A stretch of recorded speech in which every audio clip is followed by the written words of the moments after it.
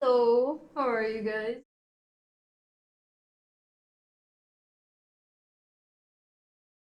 Yeah, very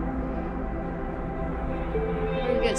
I'm not gonna use the headphones because I just washed my hair, and then my hair is it's gonna shape my hair. I don't wanna use it. Um,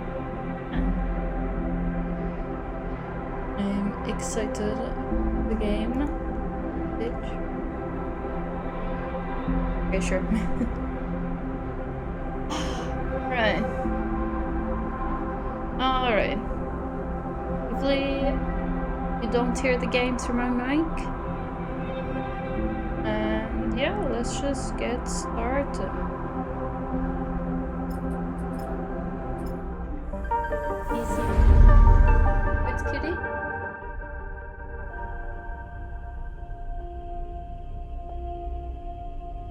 Just sweet. So I think what was happening, pilots aren't available, that's fine, but I wanted to see the map. I hope I wrote it right. I think it's Darkside it's called. We're gonna go there, but we first need to wait for, yes, Darkside. So Marko's plan, Marko needs time to set up your entry point into Darkside. So all you can do is wait, prepare, and try to stay calm. I think we were kind of ready already to go. But yeah, we need to wait 2 cycles for it. You know what? We could scavenge some fuel. Let's go for money instead, I guess. Perf.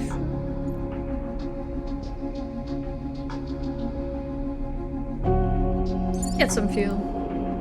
We have plenty of cryo, so yeah, we're waiting for that. And I think it's not like... I think we're getting information there. I don't remember it for all, to be honest, but... yeah. We can buy stuff here. I think we can... I think we've done what we could here. In this area. Now what we can do is we can buy the passage here. I believe there's nothing else. Oh, wait. I could work here, right? Yeah. So we could work here as an engineer. But I'm thinking I want to pay for this and see what's going on there. Let's see, 30 cryo. Perfect. What do I get there? Stage? What up? Build engine component. Oh, is this it? I thought it was gonna take us to another area. Even with a specialized fabricated component, construction is a delicate act. Only the most skilled can produce a rare air-free component. Engine component. This is really cool, actually. Let's do that. Let's do some of those. And more errors in construction, the less valuable it will be. Alright, actually, you know what? We should save some 6s for that. Give the cats a treat, alright. Shall we do meat or fish? What do you think, Stitch? How are you, Lord? Or Malt, I guess. Meat, alright. Meat. Okay. I need to get more, we're almost out. I only have 2 fish ones now, after this. And the malt. But I'm also almost done with those. Right, Stitch? Oh, the paw! You can see the paw of them. Lifting the paw. Alright.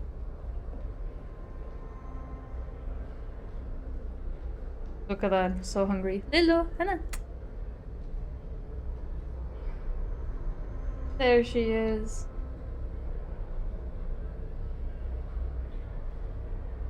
Lilo.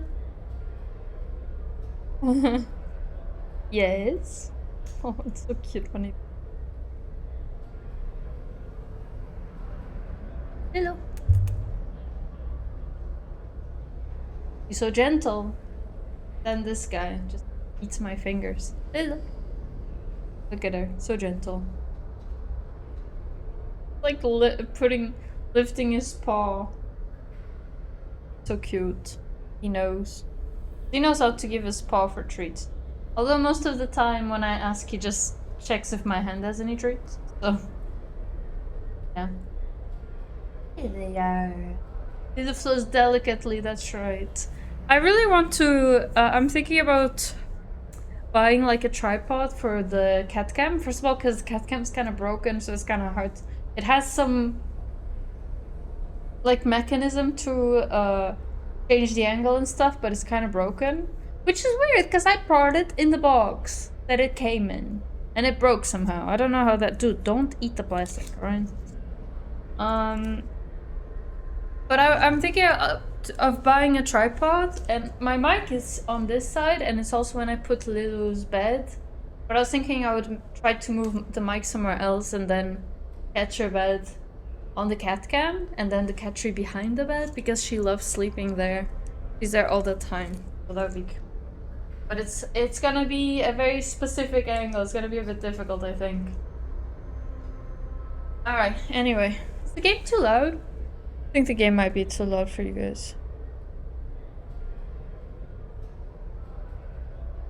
I don't even know what is too loud because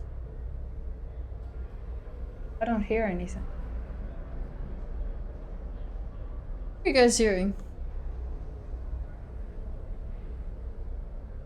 I don't know what you guys are hearing. I see that there's some loud desktop audio, but I don't hear it. Oh, now there's a song. I think my speakers might be too low, maybe. Yeah, I think they were too low, to be honest. Alright, anyway. Let's go. So, I'm gonna save the 6s to make engine components, because that's really cool. And I'm instead gonna work here with my lower dice. So with that, that's... No negative. No chance of negative. Okay, that was positive. I won't use the 2. I'm not really in need of anything, so I don't need to rush to use all my dice, you know. But we definitely need to gather stuff in case I need to fix myself. And I think the engine components can work for that, but I don't have anything in case my dice break. I don't have anything to fix them. And 3 of them are almost broken, so we really need to be careful. Yeah, and I have 2 points, but I don't think I'm gonna use them because there's like... I guess I could use something like this. -1 stress on, focus, dice. Oh, die, positive outcome. And then I can do another -1. So that can be really cool. We can play around with the stress a bit more, which I wasn't really paying attention to before. To be honest, because I forgot about it.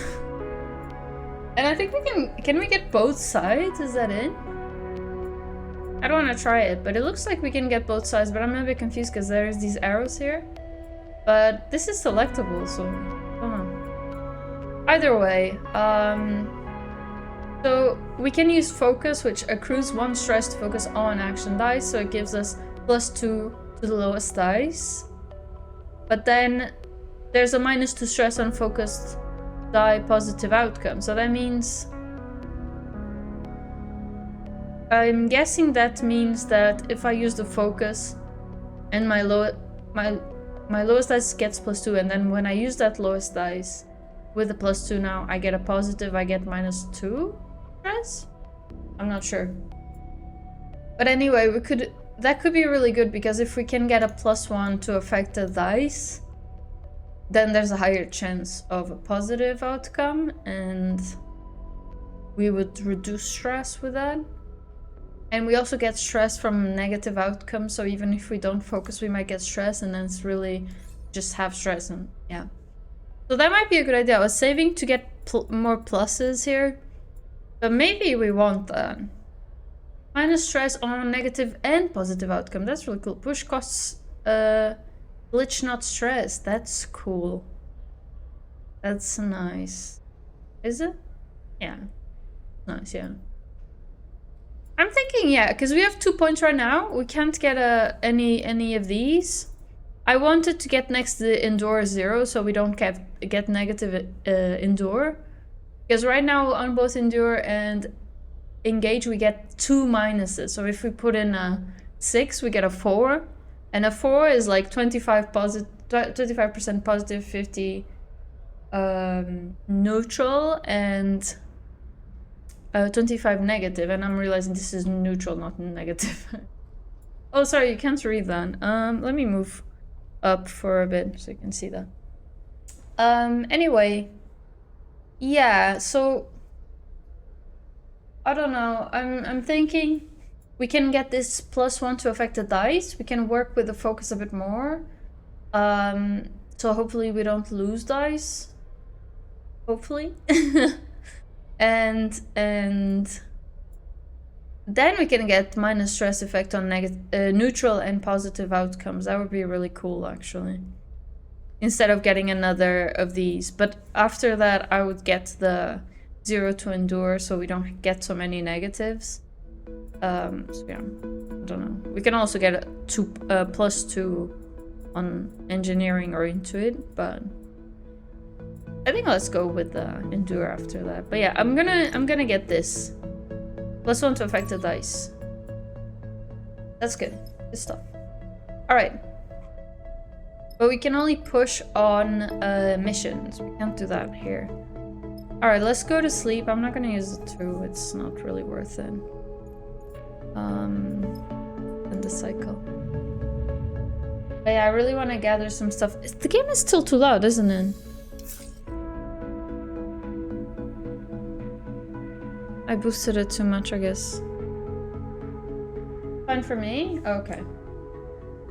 Is it okay still? Because I feel like it's a bit close to how high I am, so maybe you can't hear me very well over the game.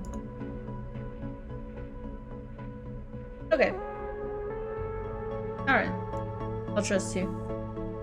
It just looks so loud and I don't hear them.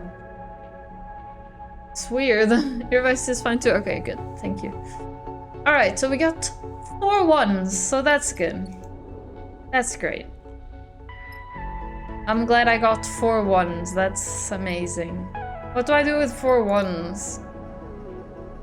I mean, I'm not gonna do anything with the 1s, but what do I do with the 3? I only get 1 plus, so it doesn't actually make a difference. Let's work here, maybe? I guess? Oh, I need to eat, also. Negative. Okay, I'm starving. So, let's eat something. Buy a meal, yeah. Right. And let's sleep. And tomorrow we're good to go to the dark side. So how did I get 4 1s? It's not easy being this unlucky. It's a really, like, low odds to get such bad dice. Anyway. I need to play this one? You do! Hi, Sentence, how are you? You definitely need to play this one. Did you play the first? I'm loving it, by the way. Wait, let me... Oh, I was on the left, right? I was here on the left. Because that's where the least information is, I think. Yeah, that makes sense.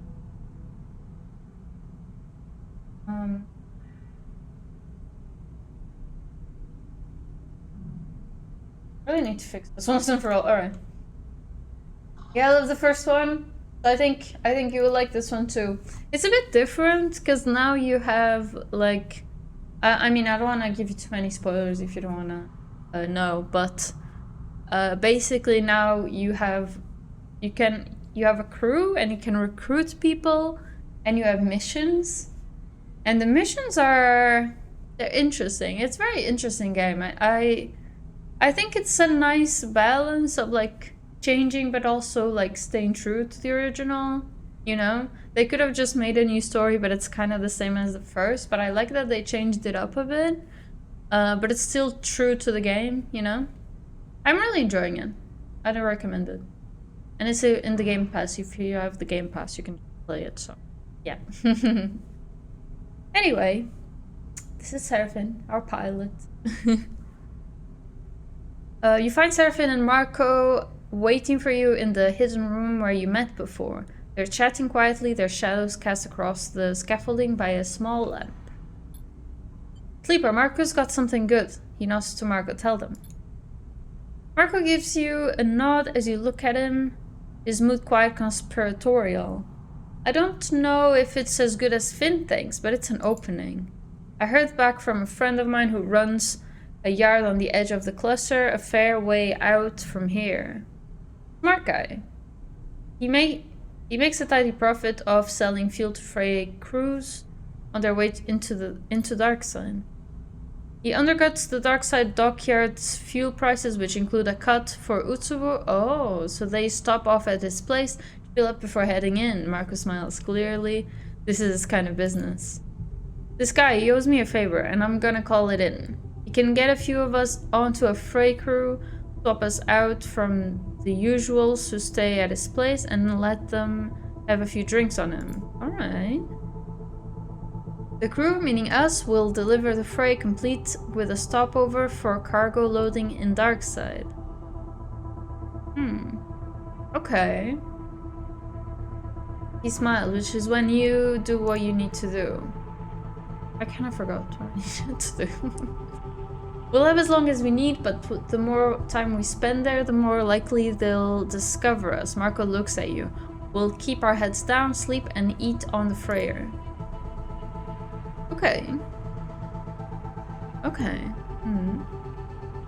Then once we're done and the Freyr's loaded, we take it out. We take it on out again, return to my friend's yard, and swap the crews back. He shrugs, emphasizing the simplicity of the plan. No one will ever know we were there. See, it's good, Seraphim nods. It'll work, right? Another person to trust. That's a good point. Oh. What if they check the crew list? What? On the manifest? Not going to happen. And who's to say you aren't the names on that list? This is the belt. I don't know. You tell me. Oh, okay. I see what he means. I thought it was like maybe they'll change it. No, he means like they don't know who those names are, you know. So we can just say we are the people, the names there, I guess. Stefan looks concerned. It's going to be tight, but I reckon you can get what you need in time. Make some connections with whoever is resisting Utsubo. Get an idea of their operation. Look for weaknesses. It'll have to be quiet, Finn. Marko gives you both a warning look. No noise, no attention. This can quickly become a one-way ticket. Did you play this quiz game also? No, but I really want to play it. I really want to play it. It's definitely on my list. I already have the game. Actually, the month that the Humble Bundle has a subscription where they give you 8 games per month plus discounts. And I got that the month that they gave away Disco Elysium. So I have it. I really want to play it. But there's always so many games to play, you know? And I'm like, a game comes out, and I'm like, I want to play it when it comes out. It's rough. It's rough. But I really want to get to that game. It looks so nice. I haven't seen much of it because I saw a bit of it, and I was like, I know I'm gonna love this game. I'm just gonna stop seeing things, and I want to go in blind. And since then, I forgot basically everything. I saw some people say that you can, like, die in a very silly way right at the beginning. I don't remember how. Like, you can roll really low and die immediately. That's what I saw. It looks like a really nice game. But yeah, definitely want to play. Is it similar to this kind of to Citizen Sleeper? Like same kind of game? I actually don't remember much of it. I just know I'm gonna like it. Nice, yeah, it's really nice. It's like I pay like 8 or 9 euro, and I get 8 games every month. And it's not, I mean, it's like 1 or 2 nice games normally, and then some smaller games, but still it's like, the more time you're subscribed to them, the more discount you get. So I think now it's like, sorry, it's like, oh my god. It's like, I think now I have like 15%, but then I'm only using like 8 or 9% for myself, and the rest is going to charity. But yeah, I'm mostly paying it like first because I get games and that's cool, but also just because they support charities a lot, so I figure I'll support them. They're really cool, and I try to like buy games for them, and it goes to charity, so that's cool. Anyway, it's also why I affiliated with them because I just wanna like promote them a bit, even though I normally don't. But yeah. Same narrative heavy. Yeah, I love narrative heavy games. It's really my kind of thing, I don't like games that there isn't much happening, it's just mechanics or something. That's not really my kind of game. I really like this kind of game. Like my favorite game is Dragon Age Origins. It's very narrative heavy. It's also like, an RPG and stuff, but yeah, I like that kind of game, They have a good story to tell, and I like when there's like impact with your choices and stuff, That's my kind of game for sure. But I also just play lots of different kinds of games. Yesterday I was playing Repo, so not very narrative heavy. That's why I like CRPG. Yeah, me too. I figured that out not very long ago because I was like, I really like Dragon Age Origins. I can't really find any games like it, and I just figured, well, I think it's a bit unique, but also it's a CRPG, so so I realized that I should just play CRPG, So like, the thing is, normally CRPGs, what I've seen, a lot of them are turn-based, and I don't like turn-based so much when they have combat, like Citizen Sleeper doesn't really have combat, but if it's like Baldur's Gate, at least the third one, I didn't play the first two, but the third one is like turn-based, and then Divinities, they are turn-based, and a bunch of them are turn-based, which I don't like so much. But yeah, definitely, I think CRPGs are my kind of game. I like RTWP more. What is that?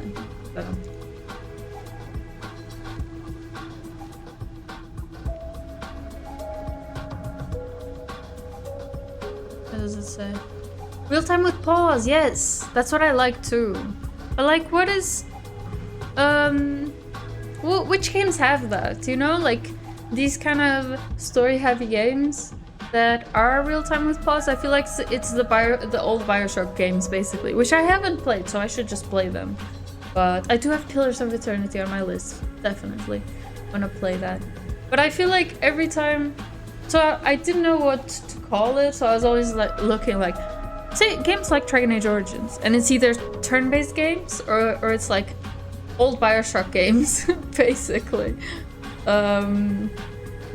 Yeah, so I was like, I don't love turn-based. I guess I can play it. I can, like Baldur's Gate 3 is an amazing game, and I played it even though it's turn-based, and I loved it. But I would prefer something like Dragon Age Origins for sure. I was so sad when I played the new one, when they revealed that it was basically an action-based combat. I was like, no. I was really hoping, it was really dumb to hope for this, but I was really hoping they would go back to more to like the Origins style, even though they were clearly moving away from it game by game. But I was really sad. Yours are too? Yeah, like, I just feel like no one's making... I'm probably wrong, and I probably just don't know, but I feel like no one's making games like that anymore, like the real-time with pause, on CRPGs. It's probably just me who doesn't know what games are there like that, but every time I look for, like, recommendations, people are just recommending, like, 20-year-old games. And, I mean... I'll probably play them at some point, but I would prefer just a newer one, A game that isn't like Baldur's Gate 1 from the 90s, True, yeah. Yeah. That's a turn-based mode to Path of Exile to calm people down? Why? Was it more like a real-time with... No, but that's a... Isn't that a... Wait. I thought that was an online game. Oh, Pillars of Eternity. I went for Path of Exile. I was like, how is it turn-based? Isn't it online? Okay. So it was real time? Why? Dude, why do... I don't get it. I don't get the turn-based thing, to be honest. It's really not my thing. I like seeing I like pausing and telling characters what to do or switching around, but then just seeing it happen, you know? I don't want to be like, now you do this, and now you do that, and now you do this. I don't like it. But yeah. Anyway.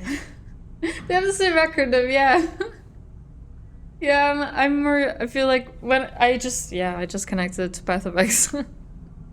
Anyway, let me keep playing Citizen Sleeper. I just completely forgot about it. But yeah. I do have Pillars of Eternity on my list, and I also wanna...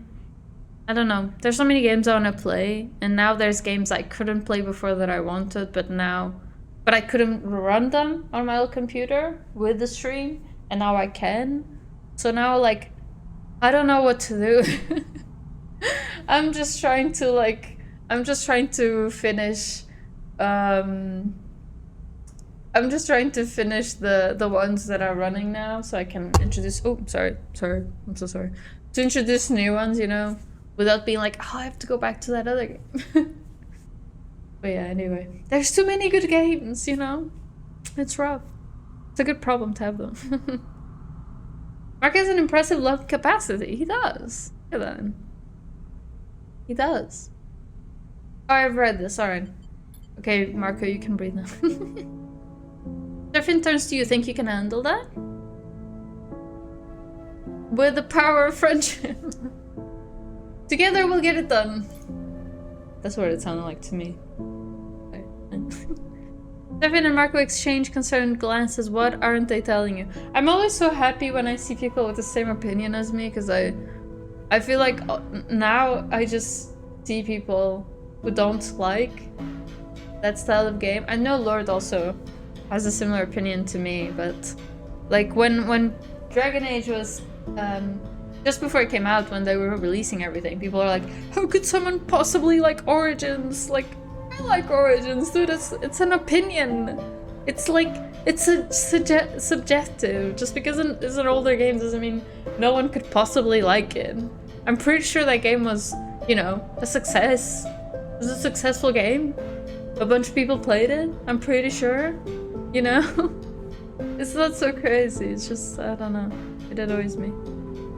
I just don't see what people see in that game, to be honest, because I could say, you know, it's not my kind of game. I can say that, you know? I don't like the combat and stuff. But then also it's just some stuff it's like it's just badly written, you know? Some stuff I feel is not so subjective, like they give you a choice and it's barely a choice, and then they make you feel bad for your choice, and it's like, dude, that doesn't even make sense. That doesn't even make sense. I'm thinking about the Treviso versus the other one, I forgot the name. Having to pick one of the cities if you saw the game, play the game. That choice makes no sense. It makes no sense that there's a difference. Like, depending on the choice you make, if there's a difference. It makes zero sense to me. I don't know. I just feel like if it was well written and just I didn't like the combat, I could say, you know, fair enough, yeah. But I feel like it's really badly written. No, it was a total flop. That's why they made 4 sequels, exactly. Yeah, it's just, you know, it was such a bad game that they just threw a bunch of money into it, you know, just spent years making more of them. So dumb. I think some people don't understand that not everyone likes the same stuff, you know? If everyone liked the same stuff, everything would look the same, everything, like every game would be the same kind of game and everything. Well, maybe not the same kind of game, but definitely a lot of game styles wouldn't exist. I don't know, it just annoys me. Anyway. So, what were you saying, Servin? Servin and Marko exchange concerned looks. What aren't they telling you? I don't like that. There's one more thing, Sleeper. Seraphin looks down. Someone needs to stay with the rig. Someone who can pilot it if there's any attention at the yard. He meets your eye. It has to be like this, I'm sorry. Dude. I'll be going with you. I don't want you with me. Why don't you pilot our... Actually, I don't want to leave our ship to you either. I guess this is best. I'll be going in with you. Marko puts a reassuring hand on your shoulder. Okay. I just feel like this guy is a bit sus. I can't really explain it. He's Seraphin's friend, so I should trust him. But he gives me bad vibes, you know? I don't know. I don't know. Probably I'm just crazy, but yeah. I know Darkside. I will guide you all the way in and all the way out. There'll be room for one more on the crew. I'll leave who that is. Wait, what are your skills though? I'll leave who that is up to you. But let me give you some advice. He leans in closer. You better be sure you really trust anybody you take on this one. Like you? Is that like a foreshadowing? Like I shouldn't trust him? Anyway, you look between the two of them. Just you and Marko might be the safer option. The fewer people, the less likely it is you give yourselves away. But then if Marko doesn't keep up his end of the bargain, you'll want all the backup you can get. The other problem is that we have to go right away. You see the rising tension in Marko's face. The Freyer's arriving this cycle. Seraphin turns to you. I'm sorry I can't come, Sleeper, but we need to do this now. Then let's go! Seraphin nods, his expression dark. I'll be ready whenever you need. Just give me the word and we'll head out to my friend's yard. Marko sighs. We keep this tight and nothing needs to go wrong. Alright, who should I take? Nia has a plus on her skill, which is cool. But I think Nia has Intuit, which I have Intuit with a plus already. So I'm leaning more towards taking the other person that I forgot the name. The guy, the person that can repair me. I keep forgetting the names of these characters. Yeah.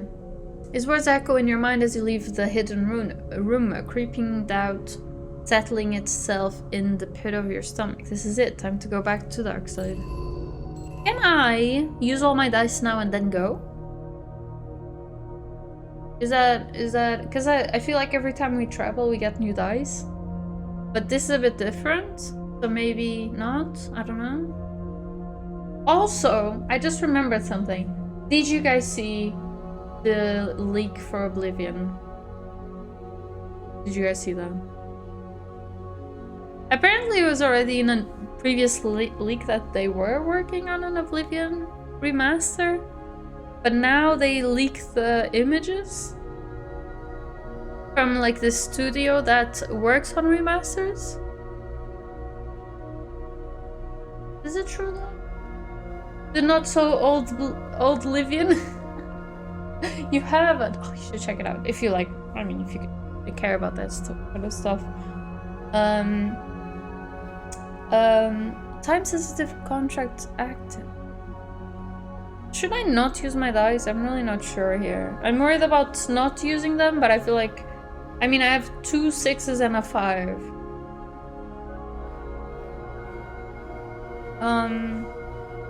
Probably be fine. Anyway, yeah. It looks... I don't know. I have mixed feelings. The thing is, I think people have been asking me for a long time, so that might be why. And I think the game didn't age super well, to be honest. Oblivion is a bit clunky, I think. It also doesn't always run very well on Windows 10 or 11. Last time I installed it, it was like 2 FPS, and after 5 minutes of playing it, it would crash. And then I found some videos online. I was able to fix it, but it's... I don't even remember how I fixed it, but yeah, it's a bit... It doesn't run very well. But, I don't know. I feel like the game... I prefer the story of Oblivion to Skyrim, but I don't think it aged super well. Also, like, I never understood the level system. until I watched a YouTuber I like play it like 2 years ago, and I was like, oh. Oh, so that's why. Okay, like some of my characters after a few levels they were super weak and then some were super strong. The leveling system is crazy in that game, and it's like it's a bit hidden, like, you know? I don't know. It's weird. Let me put actually cryo here. But yeah, basically the way it works, if you don't know, is you have a bunch of skills, and then I think so you pick your major skills, and then you have the minor skills, which are the rest. I think that's how it is. I don't remember very well. And then the way it works is once you imagine like a meter, you know, and every time you level up one of your major abilities, it goes up, right? But when you level up your minor abilities, it does not go up. But if you're just doing your major abilities, then your level, like when you level up, it's gonna be a weak level up, and you're not gonna be so strong. So actually what you want to do is use a bunch of your skills that are minor, you know, which is weird. You want to be using your minor abilities a bunch so that you get a strong level up. I don't know, it's so weird, it's so confusing. And this YouTuber I was watching, he's a miniature nerd, and he was using a mod to like know how many points he was getting in each ability and how close he was to leveling up and that kind of stuff, you know, how many points away. Yeah, that made me realize that I never really knew what I was doing. So that's interesting. But yeah, apparently they're tweaking some stuff, like some combats. I was watching a video before. Apparently I don't know where this person got their information though, because I thought it was just images that leaked, but they were saying, oh, they're changing the blocking and the archery and stuff. I don't know where they got that, but also the images. It looks like a different, like, what do I say? It's not very true to the original game, I guess, you know, like, if they're doing it for the fans of Oblivion, I feel like maybe they would want to stay more true to the original, but I mean, I don't know. It doesn't look quite the same, you know? It looks a bit different. Anyway, if you're interested, I recommend looking it up. Alright, we got one, but I would like to get another, to be honest. Because if I get 2, then I can repair myself. Yeah, exactly. So I'm just gonna do one more. I'm gonna risk it with a 3. No errors, please. No! Okay, well now it's not worth it. I'm gonna use my 6 here. And I'm gonna pray that I don't need this dice. Because when you travel, normally you get, oh, but it said this cycle. But I really hope I don't need these. Anyway. How do I go? Huh? Every time I travel, I get new dice, so I'm praying that's what's happening now. Marko has a friend who will get you and your crew on a Freyr headed to the dark side. Once you are there, you can investigate the Utsubu and find the weakness. Yeah, so this is a recon mission. Oh, we have to... Oh, I forgot we got Cadet. Actually, I think Cadet might be the best option. So, Nia has +1 to Intuit, which is nice. But I also have a +1 to Intuit. And then Bliss is who I was thinking of bringing. But Bliss has Intuit and Engineer. But it's like they don't have pluses to it. It's just these are the only ones they're okay at. And those are the ones I have pluses at. So it's not so great. But then Cadet has Engineer, and I think this is Engage, which I am really bad at Engage, but also Marko has Engage also, and he has Intuit. So I feel like we're actually kind of stepping on each other's stuff. I'm realizing through all of our crew, we have 3 of the 5 abilities. When I made the choice, so I had to pick between Nia and her brother, and her brother would actually complement the crew more, but I decided to go more for the story than that, but he would have complimented us much better. Anyway, let's take Cadet, and that way we have 2 people for each of the 3 abilities, and there's normally like 2 options. So hopefully there's no part where it's like 2 of the ones that we're all really bad at, because no one here could do those. Anyway, let's go. Let's go. It's only 1, right? Yeah, he said 1. Yeah, exactly. Alright. It's only 1. Let's go. Wait, oh. The rig. Alright. The Freyr hangs over the ragged ship as the shipyard as the rig idles in the dock. Your eyes trace the fuel lines, snaking up to its underside where they disappear into the dark. A chirp from the pilot's console breaks the silence. Marko's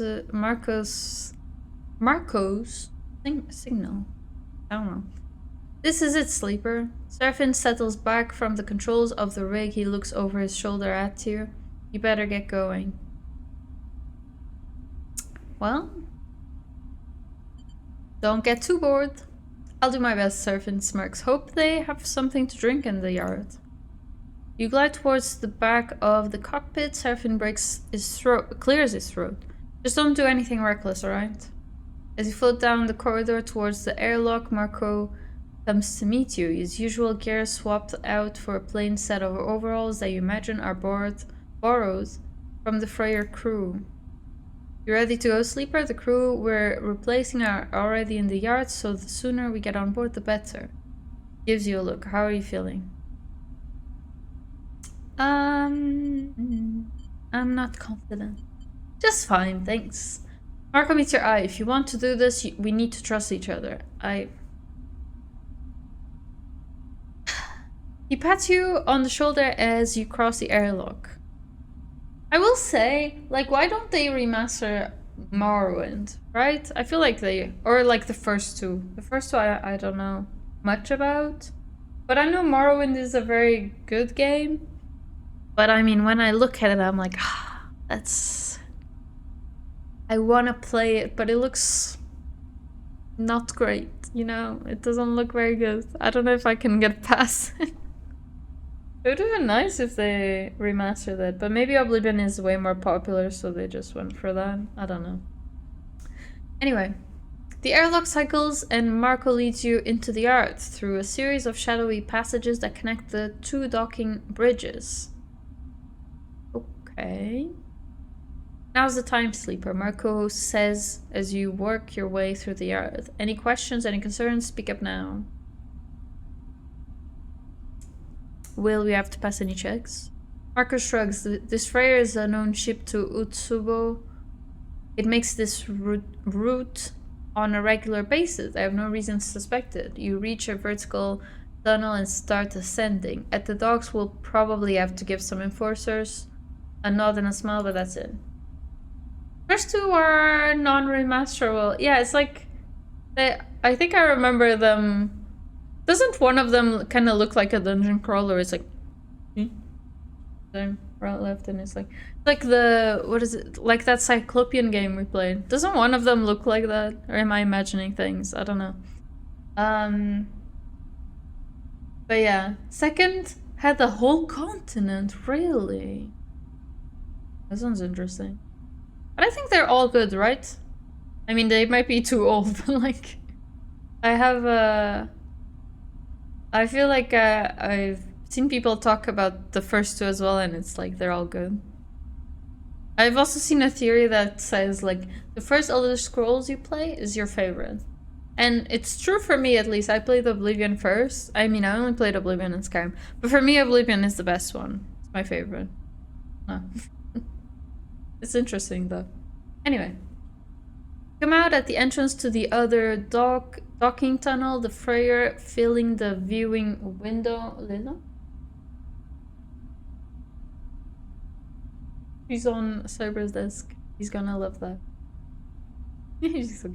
You come out at the entrance to the other docking tunnel, the Freyr filling the viewing window, so all you can see are the plates of its scratched hull. Hit the button to open the doors and glide towards the Freyr's airlock.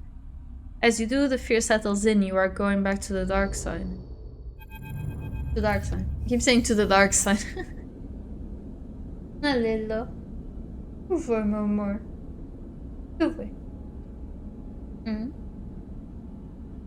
So blink. She slow blinks every time I talk to her. A little.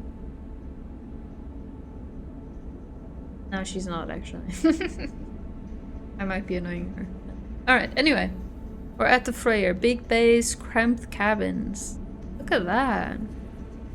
Wait, what is it? Just I'm confused. I don't know actually what part is it. It must be this one, no? I don't know. Anyway, Darkside sprawls out. Oh, we're at Darkside. I'm so confused. Darkside sprawls out. Oh, and I have new dice. See, I knew it. Sorry, I keep yapping. Darkside sprawls out across the starscape, its surface a vast and random accumulation of structures, lights, and signs. You have watched it as a Freyr cut across the belt, as it grew cycle by cycle, like a stain across the cockpit glass. Watching it approach, the fragmented memories of your time there pass through your mind, each one dissolving the moment you try to focus on it. Only the sensations remain: despair, claustrophobia, fear, all somehow strengthened by their disconnected nature. It's as if by not being attached to specific memories, they can run free through your mind, as alive as they were in the first moment of feeling. Instruction received, appreciated. Marko is in the pilot seat, talking to the port authority. Incoming to strut 23. He turns back to you, clicking off the outgoing comms channel. First step complete, we've got docking approval as expected. He raises his eyebrows, noticing something in your face. Keep it together, right? We've got this. I've got this. Don't get ahead of yourself. He shrugs. Fine, do all you want to. It won't help us if things go south. Well, but maybe you should be a bit more careful. A bit more, you know. I don't know, anyway. You feel a punch on your shoulder and you look across the cockpit to see a grinning cadet. No one's getting near you while I'm here. Oh, thank you. It's my kind of place. She stretches. No scrap, no dusty rocks. This is going to be fun. There's a hollow rumble through the body of the Freyr as Marko brings it into the dock. The noises of this draftier, more industrial ship differ to those of your rig, and you haven't quite got used to them yet. A squawk of noise over the comms sends Marko scrabbling at the controls to submit to the docking code he was sent just moments before. There is an agonizing wait and then a chirp as the code is accepted. The Freyr is docked. Alright, let me go out first, talk to the docker, start the unloading. He unclips from his seat, then you're good to go. Can I go? Sure. Oh. I feel like because I'm a sleeper, it can be, it depends who's there, you know? Like some people are a bit wary of sleepers, I think. Well, not wary, I guess, but I don't know. Well, I don't know. I think I'll wait. Yeah. Can I wait? I should wait. Right? Yeah, I'll wait. Yeah. Marko nods. Alright, hold fast. And he glides out of the cockpit without waiting for a response. You hold your nerve, looking out at the flickering lights and distant traffic. The airlock clicks open and closed again. Time drags on. Turn your attention to the job ahead. Seeing it stretched out in front of you, Darkside seems impossibly vast. Too vast to find a specific person. Just to find a type of person somehow...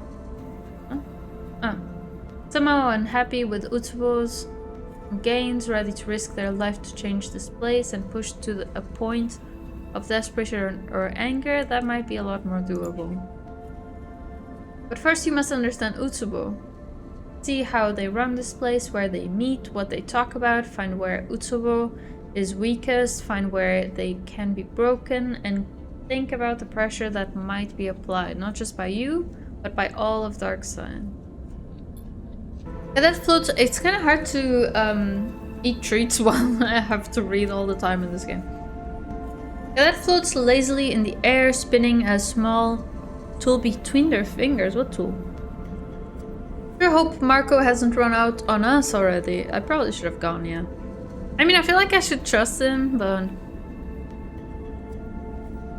Not that I fully trust him, but I feel like we should have... Like, I should trust him a bit for this mission, you know? Anyway. Sure hope Marko hasn't... Yeah, she grins. That'd be messed up. Yeah.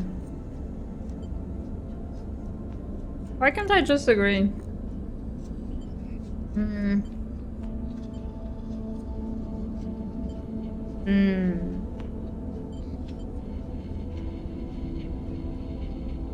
I won't answer. I'm kind of bad at not answering, but I also don't want to say not funny.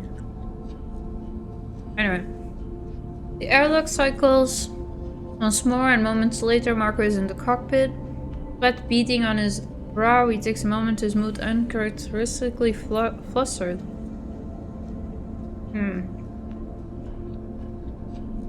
Well, I bent the truth a little back there, but I think we're good. He runs a hand over his hair, slicking it back into place.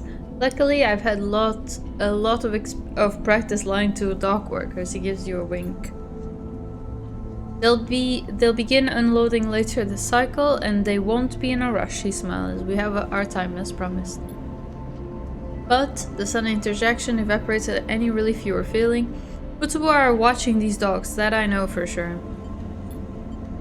For now, we are just another Freyr, but all are coming and going. That could be a problem, he turns to you. We can try to disable their monitoring, or just get the job done before it becomes an issue. I'll take a look. Marko nods, I'm sure you will. Either way, we need to get on with what we are doing. Marko folds his arms. Utsubo are everywhere, but we need to understand them to know what is happening inside their organization. We slip under their skin and find out how they work. Marko looks to you. This is what I recommend. Okay. Try not bother with the monitoring thing then. But now, Sleeper, it is your turn to lead. He folds his arms. Tell us where to begin. You feel the attention, the pressure shift to you. Time to find some allies, time to find Utsubo's weakness, time to stop running and resist. The thing is, we don't want to take too long anyway, because we only have 5 supplies, so that's only enough for... Oh. I was gonna say because of the supplies we want to be quick anyway, but we are getting stress from this, so... Yeah, alright, so the surveillance is a crisis.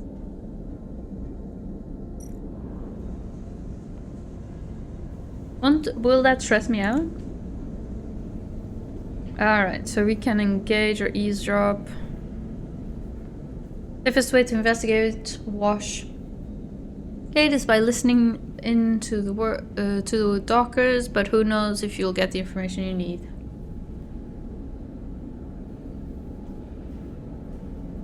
The camera stitch are in.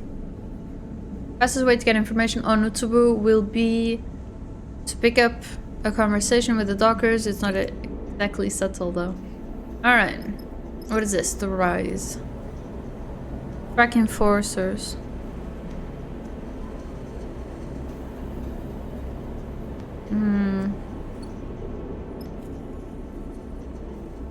So these are just different options then?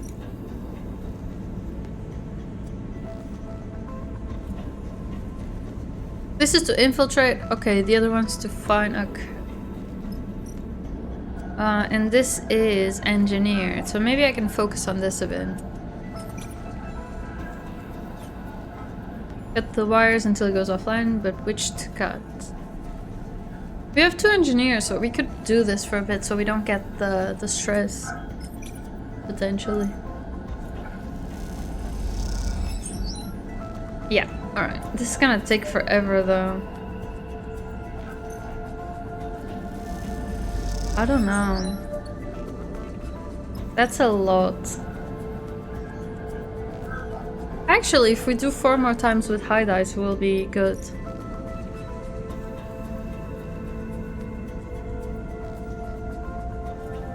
Marko doesn't have the best dice right now, though. Alright.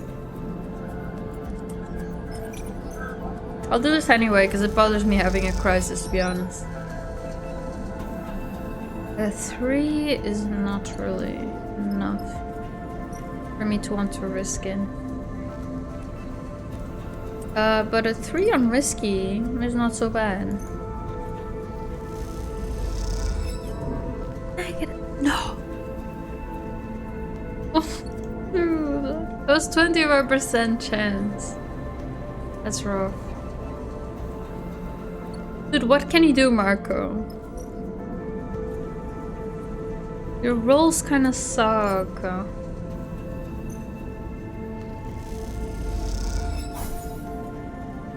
Neutral. Oh, stresses him out. Okay. That's rough. That's really, really rough. I mean, this guy can't really do much else though. Should I put a 3 on here? That was the neutral outcome.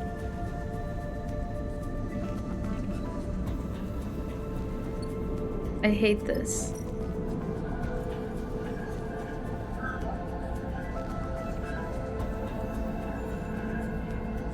Thing is, we only have so many supplies. It's rough because it'll add to our stress once we're out of supplies, I believe. Also adds to our stress if we fail. I hate this.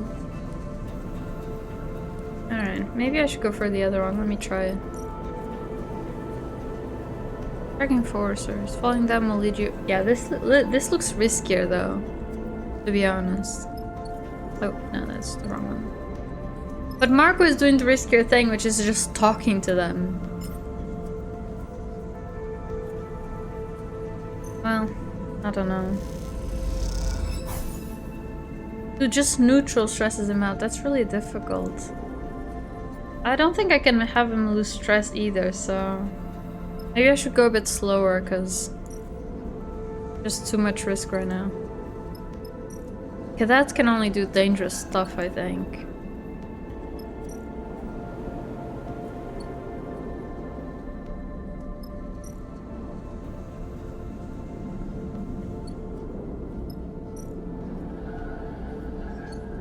Alright, I'm not gonna risk a 3, to be honest.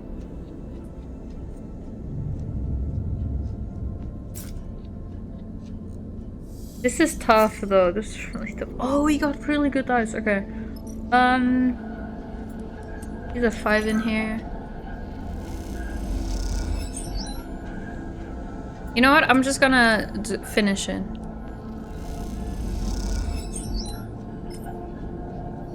Just gonna finish it. This way we don't get more stress piled on per cycle. And now I'm just gonna keep going for this with Marko. Problem is with the 5 he still gets 50% chance of... Oh, +3 of stressing out. Oh, maybe I should have used these on the other. Okay, you got positive. Alright, so what did you get?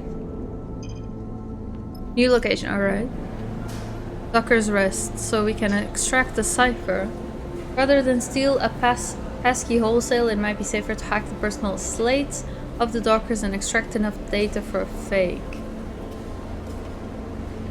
Huh? Oh. Or we can just steal one. Which I am actually better at. But it's more dangerous. But, I mean... Stealing one, both Marko and I can do it. I have a plus on it. But it's more dangerous. Extracting a cipher... Only I can do it and I don't have a plus for it. But it's only risky, it's not dangerous. So there's that. Also, we can use some high rolls here. Actually, Cadet can't really do much here, so that sucks. Dude, okay. I don't think Cadet can do anything. I should have... Oh my god, I should have checked. This sucks. I mean, we can use the 6 as a 4, I guess. On the risky. That really sucks, though.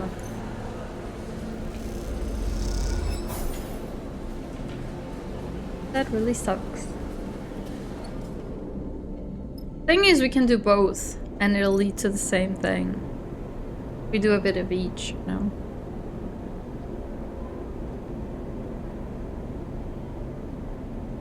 I can track the enforcers. I think... Yeah, there's really nothing else. I think I'll go for this. With this 4, because then it's a 5 no negative. And now I'll go with a 3 here, because it's... Actually, I'm gonna go with cadet. Oh, never mind, I won't. I forgot about that. Yeah, this is risky, but... Alright, neutral. So we're good. And with cadets 3, it doesn't really work for anything, because it'll always get -2 and then it's just a 1. So we're just gonna end the cycle. A 1 is awful, so we're just not gonna... We're not gonna do that. Let's see if we can finish something. If we can finish something like this. I think I might get a 3 from this. +3. Yeah, so we're done with this. Maybe this will unlock something that cadet can do. You leave Docker's Rest with an Utsubo passkey in hand, sure to get you inside one of their safe houses. Now the trick is to find one. You make your way through the docks, head down to in the dark passageways. Sleeper, cadet calls you from further back in the passage. Marko just split. You stop in the dark side passageway. You were drifting down a quiet connection between 2 thoroughfares. You glance around at the loose bundles of wires and stained metals. It seems like a safe place to talk. Looked real nervous. Cadet catches up with you. Then he just blurted out that he had something he needed to do and left. She shrugs. Was gone just like that. Pause for a moment, unsure how to react. I mean, asking what's going on, I don't think Cadet knows. But I also understand why they wouldn't try and stop. You know. Alright, what's going on? You tell me, Sleeper. Cadet folds her arms. This is your crew. I assumed you knew he was going. She meets your eye, which I can see now is obviously not the case. You take a moment, no need to panic. Marko brought you here, he'll get you out. You look down the corridor towards a busier, wider passage where people drift by. If he needed to deal with something then, well, he needed to deal with something. It doesn't mean anything. But you sure as hell wish he had given you a warning. Surveilled, and now short-handed, this job is going to be from bad to worse. That's good. That's good. That's good stuff. That's great. Oh my god. And I use my dice, so now, like, at least if I had used his dice, I would have mine still, but it's only one, so it's fine, it's not too bad. I'll use my 4s, those are really high, so... Let's see, it still didn't unlock anything for Cadet to do. Cadet has a 6, so we can use it as a 4. And it won't be too bad.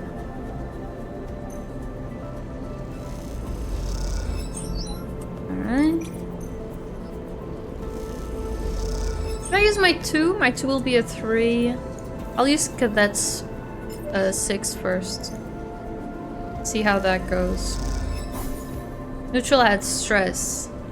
Okay, I don't want to do it then, because if they can get some stress and only when they are full up, does something happen, which is they just don't really do anything. Don't do anything anymore, but me, if I get stressed, I lose my dice start getting broken, so yeah, let's not. Let's just sleep. But this is rough because we only have so many supplies, so after that we're kind of screwed, you know? Oh, we got good dice on Cadet.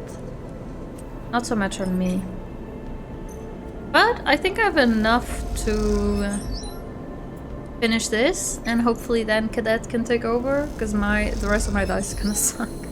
I guess I could push and add some stress. That's actually a good point. Alright, that unlocks a location, and what can we do here?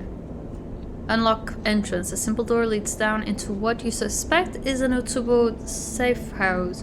All you need is a passkey cipher to enter. So I have this. Alright. Alright. The unmarked door slides open as you use the cipher. Beyond it, a dark tunnel descends, its roof a mess of bundled tubes and wires. Entering, you see a flickering light at its far end and hear the soft echo of raised voices. Looks like a rat's nest to me. Cadet grins darkly. Let's go see what they're chattering about. You drift down the tunnel, keeping your limbs clear of the sides. Dude, am I gonna get Marko back? I really hope I get him back, because I'm kind of screwed. Your passage through the air... Oh, what? Oh, you drift down the tunnel, keeping your limbs clear of sides. Your passage through the air silent and gentle. You focus on the flickering light, the sound of the voices growing ever louder. As you descend through the tunnel, you notice a small dark doorway leading off before the tunnel reaches the bottom. Slow yourself gently, fingertips grazing the metal walls on either side. Glancing through, you see the doorway leads out onto a framework balcony high on the wall of some dark room. You glance down to the bottom of the tunnel and hear the voices rising in volume.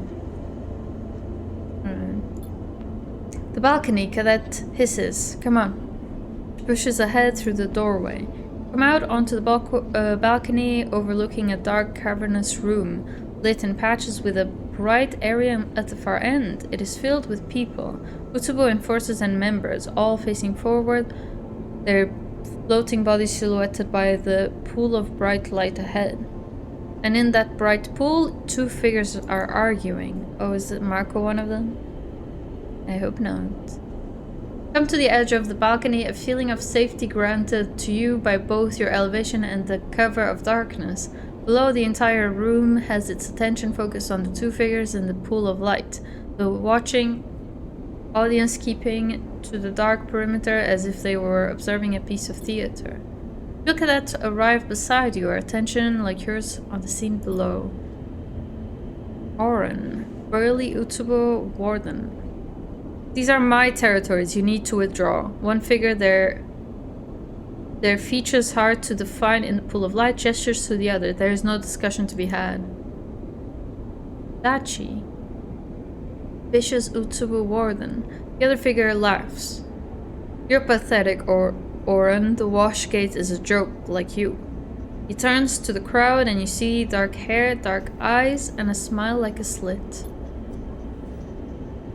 Dark-haired figure addresses the gathered crowd. Oren makes nothing from the wash gate.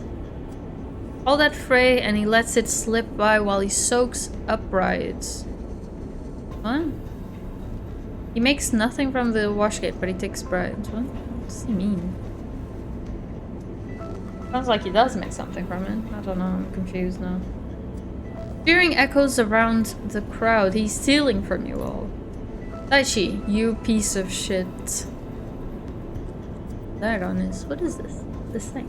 I don't know. Oren spits a glinting orb zipping past the other man. You have no respect. A few of the crowd enter the light, gathering behind one figure or the other. Barely more than an enforcer and already dictating terms. If you had any idea what was happening in the passages, you'd know we've been facing sabotage and resistance across the wash gate. Oren shakes his head. Utsubo's control is under question. Sabotage and resistance. You quietly log the remark in your mind. Those are the people you have to find.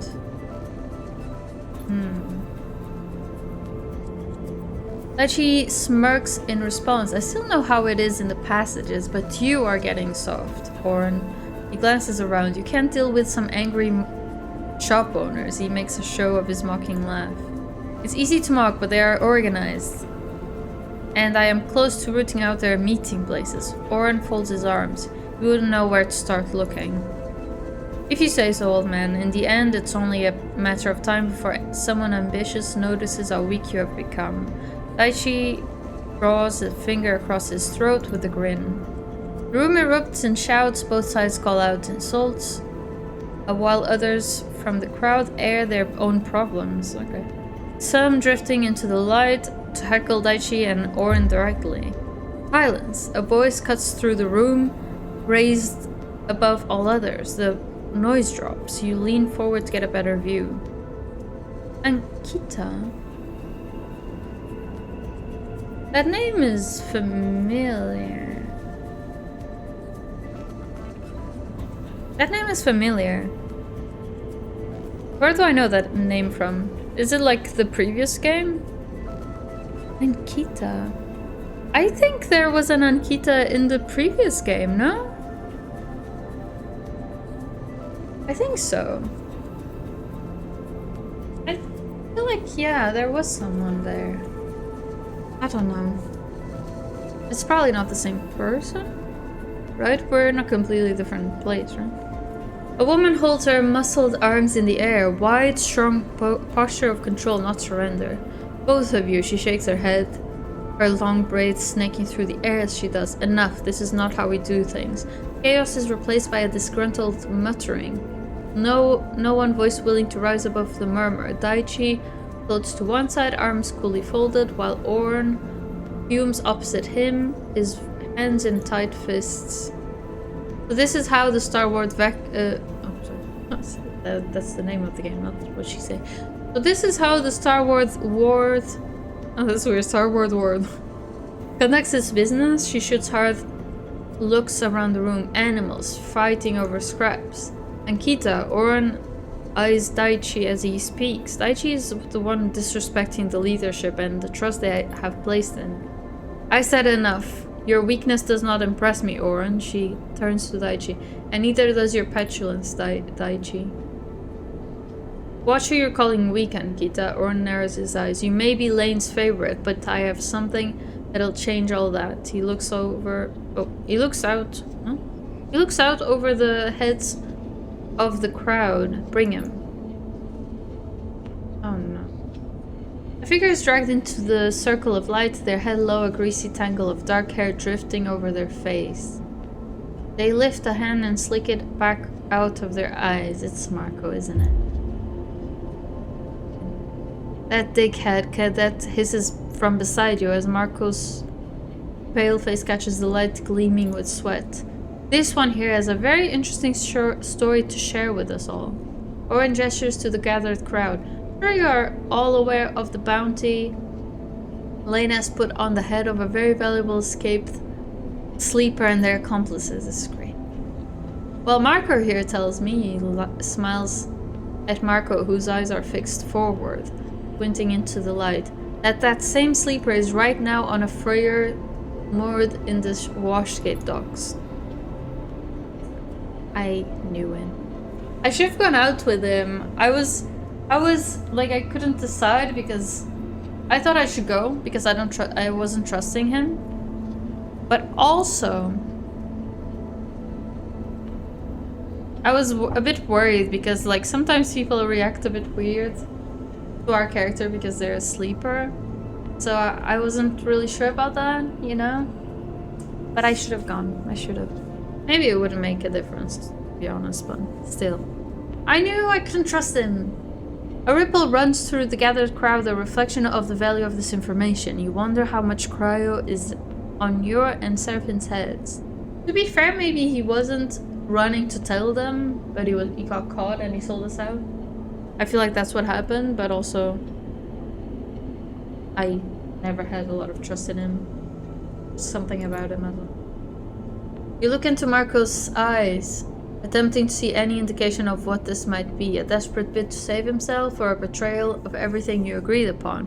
His set stare reveals nothing. Now Lane himself will be returning in 3 cycles, and you can imagine how pleased he will be when I present the sleeper to him. Ankita stares at Owen. You had no business keeping this from me. She folds her arms. I will be the one to bring the sleeper in. Not so fast, Ankita. Orin turns to the gathered crowd. The first of you to bring me the sleeper will be given a share of Washgate. He shoots a look. Hello. There she is. She's so cute. Shoots a look across the circle of light. That includes you, Daichi. Crowd erupts into shout and movement. The assembled Utsubo members suddenly up and moving towards the doors. You push yourself into the corner of the balcony, tucking yourself into the shadows as you hear tunnels filling with voices. There are shouts and scuffles, and you fear that any moment you will be discovered, but as time passes, the noise subsides. Oh, we're so screwed. That's good.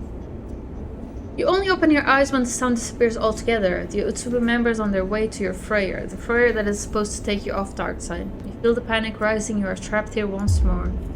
Through this, cadet hisses beside you. We need to run now. You ascend through the tunnels, silent, slow. Your eyes are on the entrance. So how were we planning on calling Seraphim if we need him? Because we need to call him now. We really need his help now. Your eyes are on the entrance, hoping that no Utsubo member returns or enters, and then you are back out in the main passageway, blinking in the light of the fluorescent panels and gliding away from the entrance, lost in a daze. Do they know what I look like? They probably do, right? But then wouldn't they know already? I don't know. Somewhere in the rise you eventually stop, not sure where you might be going, but needing to get away from what you just witnessed. You can't go back to the Freyr, that much is clear. Which means no supplies. Oh, no supply. Oh wait, but then wait, that might be a good thing, because I only had 2 supplies left. And this mission is probably gonna last longer than 2 cycles. So probably we can just eat. I am hoping we can just eat. Oh. So, anyway. Which means no supplies, no place to sleep. Then there's Marko. Was this always part of his plan, or is this just him in survival mode? Your mind fills with questions and worries. The path ahead, unclear. What a dickhead. Marko actually sold us out. Cadet hovers in the passageway. When I catch him, I'm gonna wring his neck. I am not sure. Like, the way he got, it seems like he was caught and he was like sweating and everything. It makes me think that he got caught and he gave that information like to save himself maybe, but also why did they catch him? Like, why were they... Oh, Lulu is meowing. Why, like, what is it about him that is suspicious, you know? I don't know. I had a feeling that I couldn't trust him before. So maybe I should stick to that.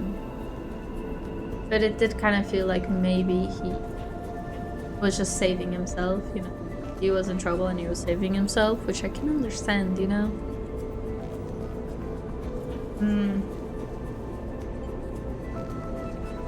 But why? Hell if I know. Cadet's eyes flash with anger. What does it matter? He's done. Is it as clean as Cadet says? Can you really leave Darkside without Marko? If he actually has been caught by Utsubo, can you forgive him for giving in to the pressure? You are angry, but you are struggling to be angry at him. Perhaps because you have been where he is now, under Utsubo's control. What would you have done to escape? Who would you have given up? I mean, I can understand he gave us up trying to save himself, you know, like... I feel like we don't know what happened. Yeah, that's what Sleeper is saying, and I think he's right. Lulu's going crazy, by the way. I think it makes sense, you know? And... yeah, I don't know. It's not like Marko and I go a long way back, so he would care so much about us, you know? I don't know. But still, it sucks, obviously, but it's tricky. Come on, Cadet jolts you out of your train of thought. We can work out what Marko deserves later. We can't go back, that's a fact. The ship is compromised, the docks are probably swarming with Utsubo. Cadet sighs and looks around. We should bed down here. Ride out the worst of it. I know what it's like to be betrayed, Sleeper, trust me, but there's no time for feelings right now, only action. Cadet nods up the corridor. I'm going to find us an empty unit with a door that locks. Be back in a sec. Alright. You take a moment trying to find a focus. Maybe if you could find those resisting Utsubo, they could help you? Though you wonder if they ever existed at all, given that Marko was the one who reported their existence to you and Seraphim.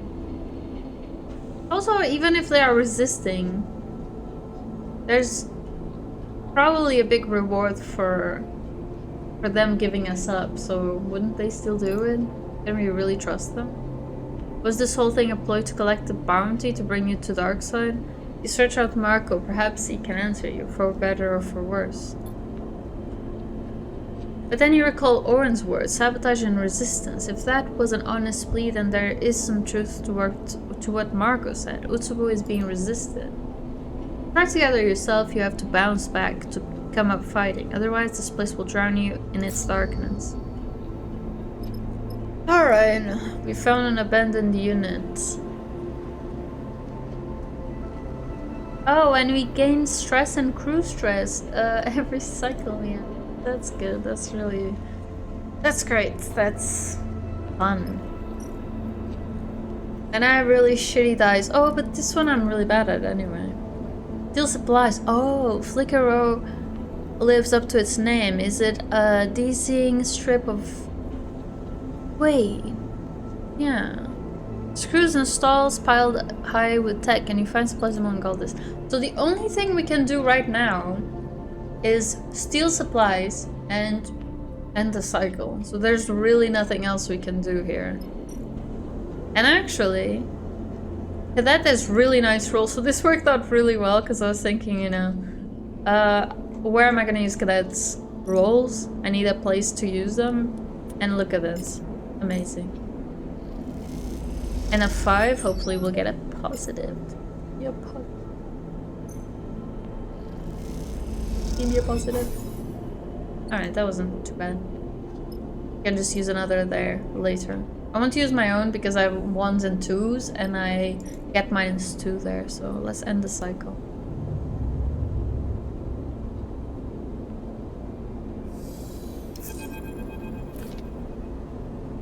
You wake in the cold of the abandoned unit to an unsettling quiet. The air cyclers whine, the heat diffusers hum, but nothing around you breathes. You are alone.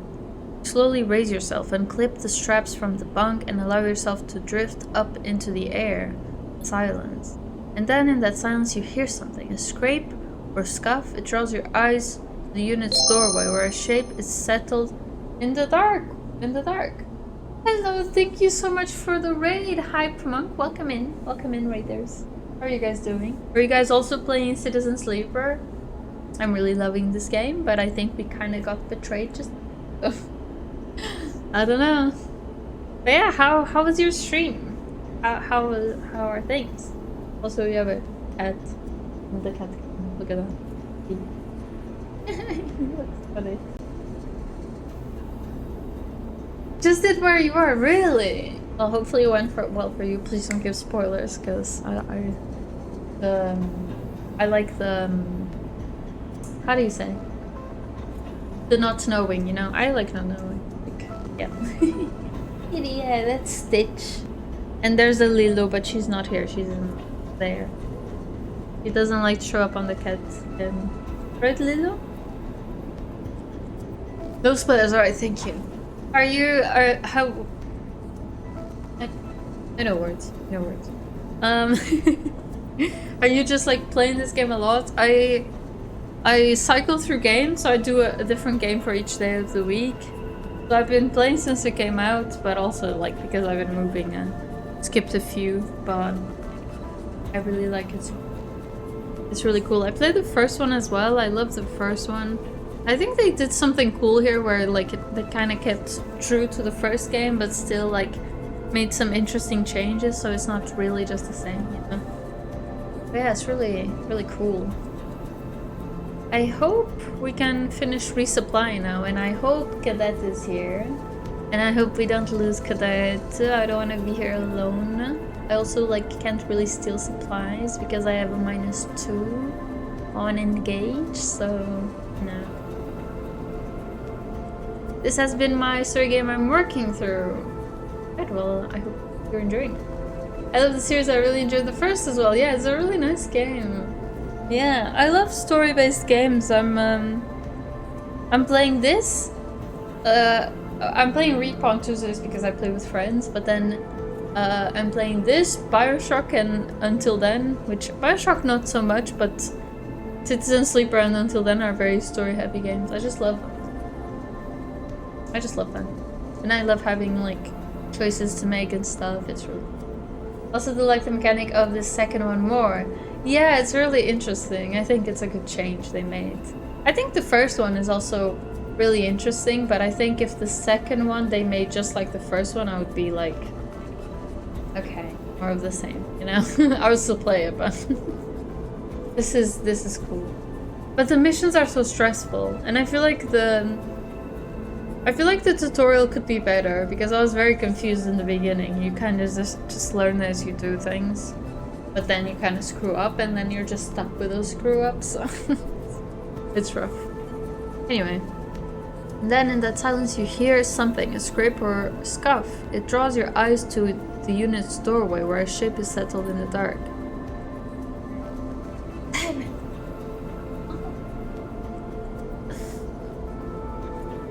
I knew you couldn't have gone far, and Kita shifts to fill the doorway. Oh, of course, it's one of my abilities that I suck at. Did I even try to rush her? Is it a new? Would the neutral be a pass? Maybe if I stay still, I get a chance at another check, and then I can do something else. If I rush her and I fail, I feel like it's gonna be really bad. But yeah, I don't know. I hear they are making a third, really, but it'll be a legit TTRPG, which will be different. Sounds very interesting. Where'd you hear that? Are they like, do they have any posts or anything about it? Because now I want to see that. I'll definitely play that too. Yeah, there's so much going on. I had to keep rereading. Yeah, exactly. Oh no, engage. No. Yeah, I'm a machinist, so I have an engineer, and now I also put +1 into it. But engage and endure, I have 2 minuses on. So I don't know. I'm thinking if I stay still, maybe I'll get a chance to do something else. But if I rush her and I fail, then I think we're screwed. You know. I was converting it into a TTRPG to play with friends and saw it when... What? Converting it? What do you mean? Saw it when looking through info. Oh, I have 0 engineer, I'm an operator. Oh, what does the operator have? Which one is it? I think it's interesting that one of the abilities you just can't upgrade. You know, you have 2 abilities with minuses, but for me the endure I cannot upgrade. I'm just always bad at enduring. But I also like, I'm picking the crew by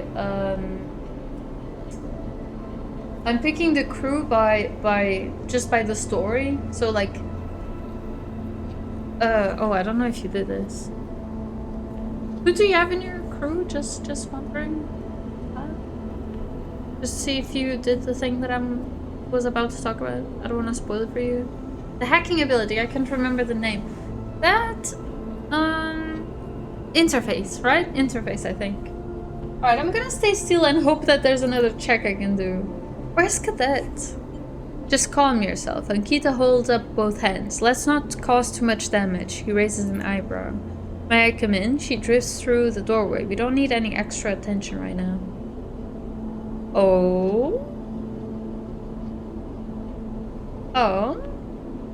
What do you mean by that? Interface, I have +2 and Intuit +1. Wow, you got a lot of points already. I think you did way more missions than me. Alright, that's really cool. I just got... I have +1 engineering, +1 Intuit. And then I put... Oh, I did put like 4 points into the other thingies, which... I don't know. The push thing, you know, but... I don't know. I don't like using the push thing, because then you just lose dice. That can be a bit tricky. I don't know. I think I might try it though on my 2. Because I get +3 to the lowest dice. That's a 5 actually. And then I lose 2 stress. So I get 1 stress from that, but then I lose 2 stress on a positive outcome from that 2 that becomes a 5. So I could probably lose all my stress, right? I hope I'm understanding that right. Because then it's really powerful. I think I think big thing. Huh? I'm only missing one person because I didn't like them. No worries if you say. Okay, I had to pick between the brothers. You know, I'm just gonna say that. What's her name? Just in case. But I had to pick between the brothers. I chose the sister, but actually the brother would have been better for my crew in terms of the skills. But I went more by the story, and I prefer the sister. But actually, the brother would have been would have complemented my crew much better. Because now my crew, between all of us, there's only like 3 abilities. But at least the sister has a plus on an ability, but then it's one that I have a plus on as well. So there's the sister, I went for there too. Yeah, me too. Yeah, I prefer her, but she has a +1 to Intuit, and then she doesn't have any other abilities, and I have +1 to Intuit, so it's kind of, she's not a great fit for me. But I went for the story, you know. But the brother would have been better for me. That might be why we are about in the same place in this story. Yeah, I think so, because actually I think I must have gotten the same amount of points as you. Have you died in the game? I haven't died yet, no. But my dice, as you can see, are not doing so great. Is that who is with you now? No, Cadet is with me right now. Maybe that's who you don't have? Cadet was the better compliment for me, because they have Engage, which I'm really bad at, as you can see. But yeah, unfortunately I think Cadet is gone. Hopefully they'll be back very soon, because I can't steal supplies, but Cadet can. Anyway, may I come in? She drifts through the doorway. We don't need any extra attention right now. So I'm starting to think that Ankita is one of those people who are resisting that they were talking about. I hope. I really hope that's what's happening, because otherwise I'm screwed. What are you doing here? Look, just shut up and listen. Ankita drops her voice. I'm risking everything by coming here, she hisses. So don't make this any harder than it is. What you need to know is this. I'm on your side. I want Darkseid free just like you. And I hate Lane just as much as you do. Okay, that's good. Ankita sighs. I just have different methods, that's all. She raises an eyebrow. You might say better methods, given how well your visit has gone.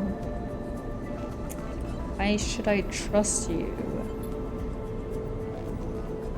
Okay, I didn't bring her. I brought someone else. Also, I died early, and it has made the game so much harder. Death gives a brutal con. Really? I've just been losing dice. I think I lost only 1 dice until now. But since then I'm playing it really safe, and I have 3 dice on just 1 health, which is awful. But this game, it's very punishing, this game. I think it's more than the first one. The story will probably be different than mine because you brought Cadet. Yeah, maybe. Cadet seems like a very headstrong person, but so far hasn't made too much difference. We'll see. But dude, Marko left us right away, and then it was just me and Cadet. That sucks. Oh, alright.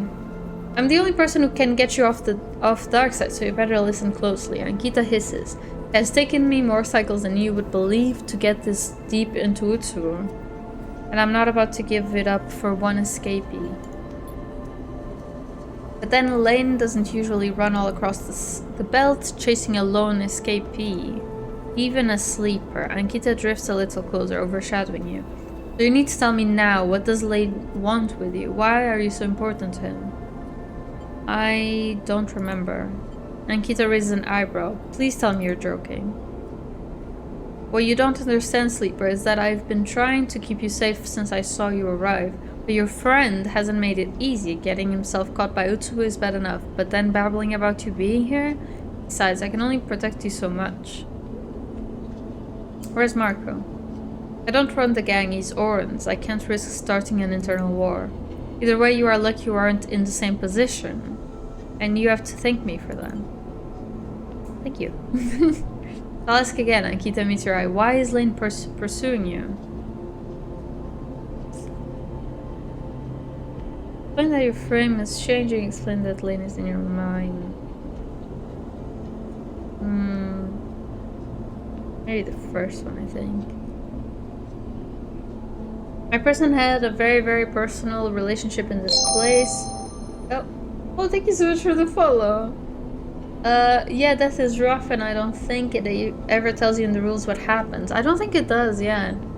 And I think there's some stuff missing from the tutorial, like when you go to a mission, like when you travel, you get new dice. So at first I was like, oh, let me save these dice for the next map. Then I just get different ones. So like, it would be nice if the game just told you, if you're traveling, maybe use all your dice, That would be good to know. And then I forgot, I didn't play for a few weeks, I forgot, and then I did the same thing again, I feel like they could explain things a bit better. Right, Lilo? Oh, he's here. Hello. She's so sweet. But yeah. It's rough. Anyway, I'll explain that my frame is changing. Nikita looks away in thought as you explain. She waits for you to finish. None of it makes any sense, but there's no way I'm letting Lane get his price. Not until we understand more. She gives you a hard look. I can get you out, but I need a couple cycles. And I need you to do something for me. You need to take this with you off station. She produces a thumbnail drive and holds it up. This is everything I've managed to scrape from Utsu. Key to challenging Lane is on here, I know it. Take it to Oliveira. It's tucked away in a crater in the shoals. Never heard these names. That messy debris field beyond the hollow meets your eye. You give it to Carmen, no one else. I'm hoping I can still do like side stuff after, because there's some things I haven't done yet. And I just kind of got dragged into this. We'll see. I think so. Nikita presses the drive into your palm and closes your hand around it. No one but Carmen, you understand? Lane... Okay. What's Carmen though? Alright. Lane's rise has been cruel, but he has spilled too much blood. When I'm ready, I will make him pay for that. But Carmen needs to analyze what I've got on him to give the right place and moment to strike. And Nikita meets your eye. Beautiful little. Hey. Oh no. Oh, she wants her wet food, but it's not time yet. I knew a sleeper once, and I should have trusted them. You let go of your hand. So now I'm trusting you. Hello, Stitch. I'll get you out, and you deliver. That's the deal. Ankita cracks her knuckles. Then, together, we can... Ankita spins sideways, slamming into the wall of the unit with a grunt. What? A few small globes of red liquid glitter in the air. What is it? I've got her, sleeper. Oh. Okay. Okay, that shakes out the fist she just punched Ankita with. Okay, well. Thank you. But no. A shrill whine draws both you and Cadet's attention to Ankita. She's holding a boxy pistol at her waist. Its side blinking with a pale indicator light. You haven't got shit. Okay, you guys need to calm down.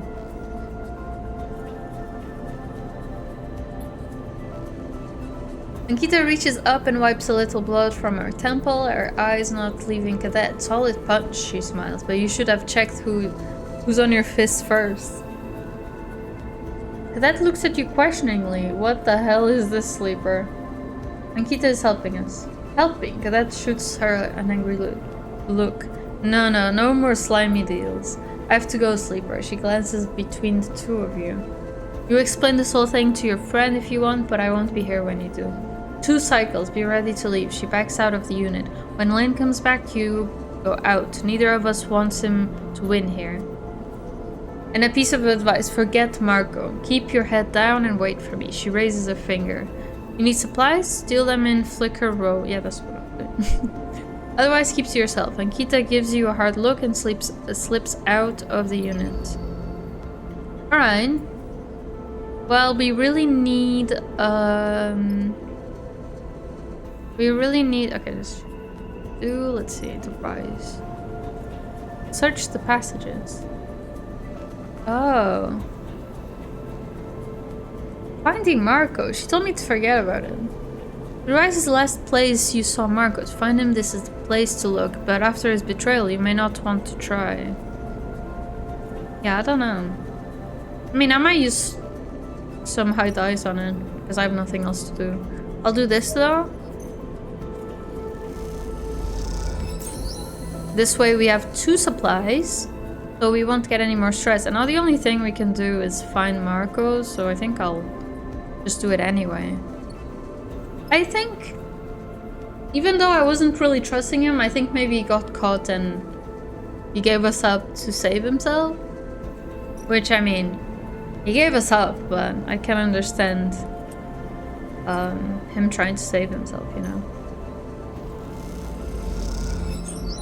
So what I'm thinking now is if I push and I get a positive outcome out of my dice that will become a 5, I believe. Yeah, then I lose 2 stress and I'll be not stressed at all. But also I'm not gaining stress, I believe. I think we're good. I don't think we need to worry. So actually I'm not gonna do that because it's a risk. Because I'm gonna get a 5, not a 6. So maybe I won't get a positive outcome. Alright.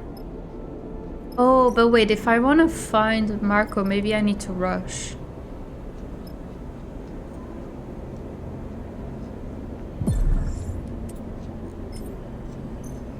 Give me positive, please. No! No!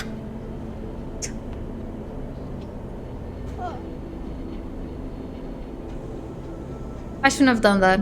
And I gained more stress, so now I'm gonna lose a dice. Oh, that was dumb. I don't even have enough stuff to fix myself. That was a dumb risk. Oh, I'm annoyed. I hope I can buy stuff in the other place. Yeah, I just lost a dice. You awaken bare units cloaked in the endless shadow of Darkside. Outside the window, the lights of the city glitter, but you do not see them. Your attention is instead on the tugging thread in your mind. Lane drawing ever closer, you shiver. One more cycle, then you're out. Did I even risk it again? Only have 5s. So with a 5 I can get more stress and damage dice again. But I think my dice will get damaged anyway.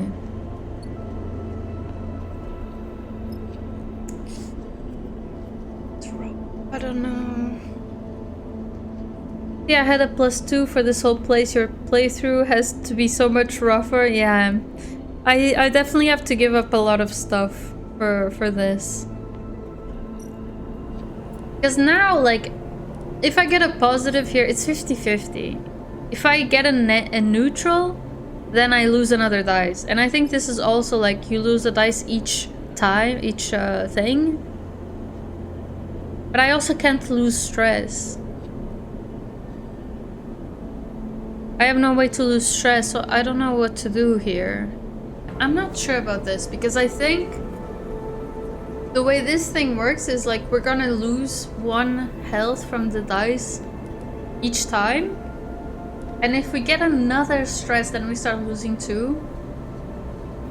And that way we'll be very, very screwed. So I think we might lose a dice either way next turn. But then we're gonna escape, so that's not so bad. The thing is, I feel like Marko... I don't know. I feel like maybe Marko was, you know... maybe not such a bad guy. But there's a 50% chance that I'll get another stress. And I'll lose maybe 2 dice or something. And I don't know if once we escape, if that ends the mission and then we aren't like gaining stress or anything. Because normally once we travel out, then we lose stress, so that's not so bad. But also it's so difficult to repair dice. It's really tough to repair dice. So it's tough, because the thing is, if we go back to the place we were before, which I forget the name, then we can make more engine components and we can use them to fix the dies. I don't think we can buy them anywhere. There was that place, Wellsprings or whatever, that we could buy them, but we can't go there anymore. So, I don't know. I am really divided because I think it's too risky to help him. But I also want to help him because I feel like maybe he's not such a bad guy. Alright, I'm gonna risk it and I know I'm gonna regret it. I just know it. But I feel bad just leaving him behind. Dude, no.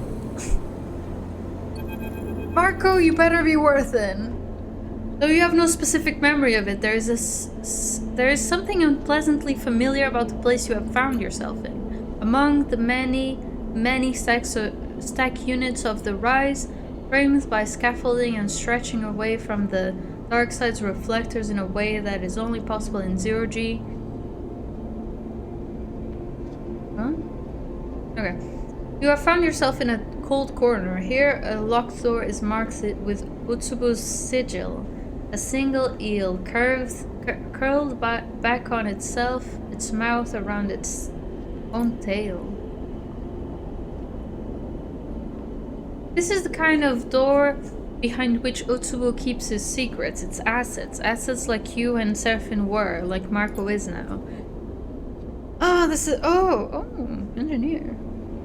It's a door you have been watching, which is why you know there should be an enforcer lazily leaned? I don't know how to say that. Beside it, and why you know you only have moments before they come back. Break the lock. Dude, Marko, you better be innocent. Well, ish, you know. You did. I know you did do it, but you know what I mean.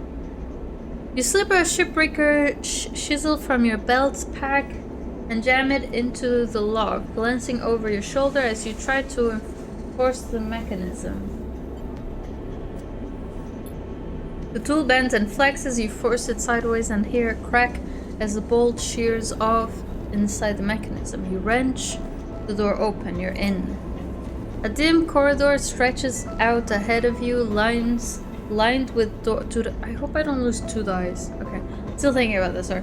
A dim corridor stretches out ahead of you, lined with doors on either side. The memory hits you almost immediately. Long cycles between jobs in a cell like this, awaiting Lane's arrival. Kept safe, a lie that you believed when you were first brought to a place like this. Most of the cells are dark and empty, but a warm glow spills from around one of the doors. You quickly approach and look in. Marko is tucked into an inset berth, a padded niche like those in any unit. His back is turned to the small window in the door. Slam the exterior lock release.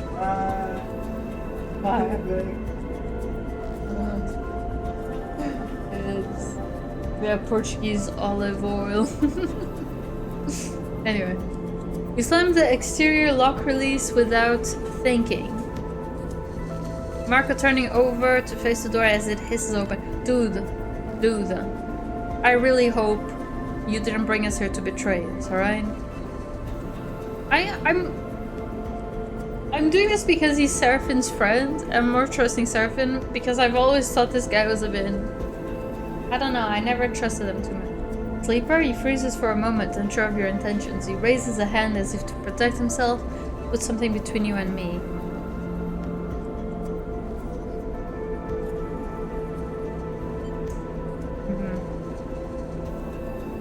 You betrayed us. I want to see what he says in answer to that.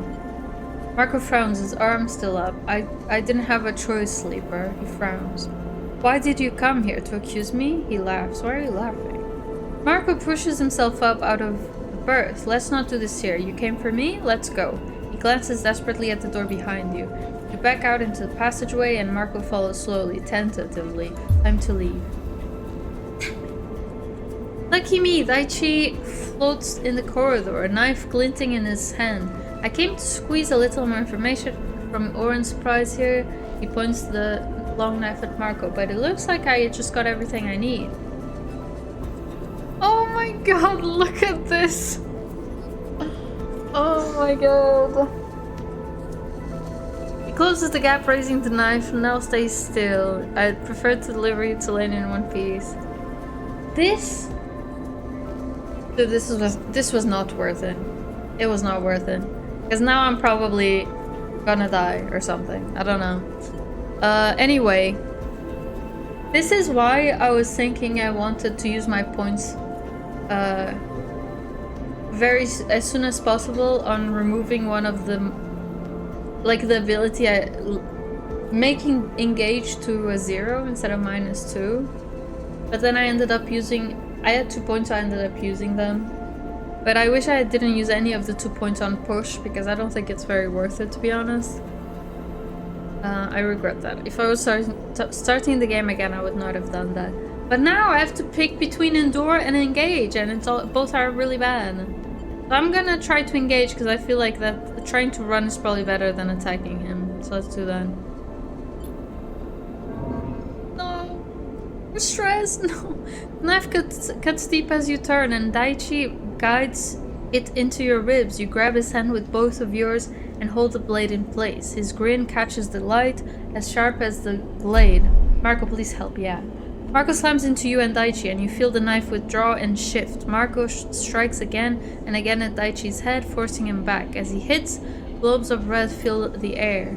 His arms bright with gashes, Marko slams Daichi's head into the metal wall with a crunching impact that makes you wince. The knife drifts from his hand. Okay.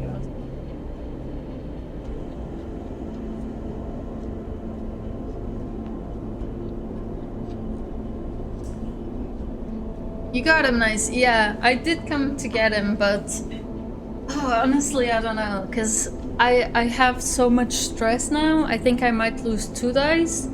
I don't really know how it works, but I think I might lose 2 dice, and I'm screwed. Did you fight? I didn't fight, I tried to run. I had -2 on both choices, so I figured trying to run would be better. But I got a negative outcome, and I got even more stress. But Marko is helping at least. He fought the guy, so that's good. Moments later, the two of you are streaking for the passage outside, leaving a slick red trail in your wake. But yeah, oh, also welcome back. But yeah, it was too risky, because I found him, but I also gained stress when I found him, because I only had 5s. So, you know, it's rough, very rough. And repairing dice is not easy. I know in the place where we found Marko, we can make engine components, and then we can use them to fix ourselves. But I think we have to go somewhere else before. It's not gonna be pretty. At least I have some cryo. I gather some cryo. So yeah. You only lose dice health if you roll as 2 or less.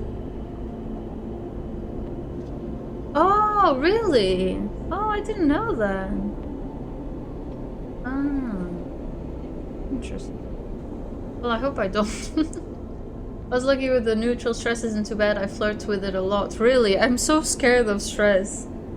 I only lost like 1 dice so far, I think. Or 2 maybe? No, I think I only lost 1 dice and I'm too scared of losing them. I have that once though, which is telling though. Do you die when you lose all your dice? Is that how you die? The stress is based on the number above the red dot. Yeah. So it's like... okay, so if I... Okay, that makes sense. Oh, that's rough. Alright, let's see. Okay. Dude, I've got somewhere to be? You've been somewhere. You can help me now. Alright, well, that's all we needed. I wish I could rest at least. Oh my god, what? Why did I gain so much stress? Wait, it was here. It was like here or here. It was here. Why did I just gain 4 stress? What? Oh. I gained 4 stress from saving him. I don't get that. Probably from the negative? No, I gained 1 stress from the negative of trying to run, and it brought me up to here, so 1 beyond the 2.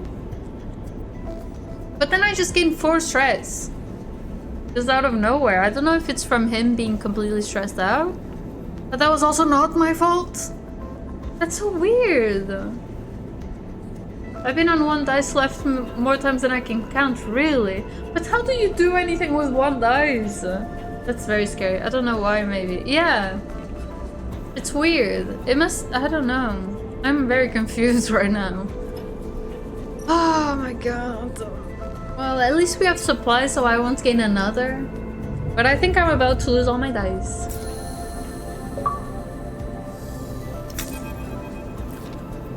Oh? Oh my... What? Oh!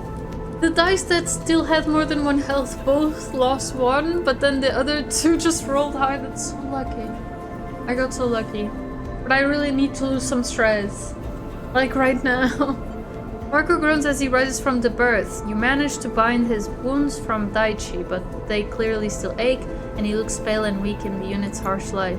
You haven't really spoken, the 2 of you kept busy by your own injuries and the constant fear that Daichi will find you. So far he hasn't, and if Ankita is to be trusted, this is your final cycle on the dark side. I keep saying the dark side. Oh my god. You wait in silence to know no one eager to speak to. I really hope we're about to travel and lose stress. I'm really worried right now. You wait in silence, no one eager to speak. A deep fatigue has set in, and in this moment all anyone can do is wait for this excursion to be over. Me too. She's here. Marko nods at the doorway, where a silhouetted figure waits. Ankita looks at Marko, then at you, a raised eyebrow, the only acknowledgement that you went against her advice. Well. Lane is back on dark side. We have to go now. Ankita looks tired, angry. We won't have another chance. Come with me, quickly, quietly. He turns and pushes out into the corridor. Headed nods. Let's get the hell out of here. I've stuck on spindle for many cycles, just struggling to eat and stay alive, slowly buying components, get enough dice to do anything, leaving and coming back because of the chase. It was rough. Yeah, that sounds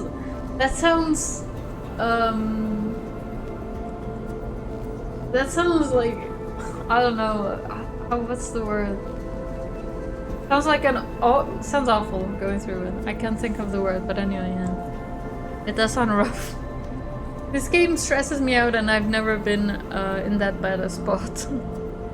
Ankita leads you across Darkside, not stopping to look back. The lights and passages flash by, but you barely notice them. All eyes are fixed ahead on the way out. At some distant part of the station, Ankita stops at the docking bridge. A small freighter visible through the viewing windows. She slaps the door release and it slides open. Alright. She grabs your shoulder, looking into your eyes. Lane's focus will be on Darkside now. He needs to stop the infighting to shore up Utsubo. You get out now, you won't follow. Remember, Ankita hisses the instructions to you. Get that drive to Oliveira, give it to Carmen, no one else, no matter what they say. Thank you. Ankita simply nods, and then she's gone, disappearing into the endless winding passages of Darkside. You drift gingerly down the docking tunnel, which leads into the cold and sparse cargo bay of the ship. Oh my god, oh my god. Once you're inside, there is a hiss. We're also out of supplies, which is good, since we only have 1 stress more to gain. Yeah, the doors are shut. For a moment you panic, see no exit, no other doors, just a metal walled bay. Is this a trap? But the engines rumble to life and you give in to your exhaustion. If Ankita has tricked you, at least you are leaving this place behind. And then you feel it, cold fingers reaching into your mind. You are so close, Lane's voice in your ear. You are here. A rustling, a shifting. I can't quite place you, can't quite put my finger on you, sleeper, but I know you are there. What were you doing here? Hoping to confront me, perhaps? Or something else? A hiss. I'm right here, you coward. Come and find me. The game was like Survivor Horror, yeah. This game is like... I feel like some games you're just kind of playing them and it's whatever, but this game really makes you feel things, you know? This game makes me feel like anguish, is that the right word? Like I'm like, oh my god, oh my god. It makes you feel a lot for sure. At least for me. I'll admit I'm not quite ready for you, sleeper, a flicker and a spasm, but so soon this will all be over. A tone begins, shrill and inescapable. Let me show you. The tone rises. Lane is in the bay of the Freyr, the full of constant acceleration, a comforting pressure against his chest. Huh? The Freyr we came in through?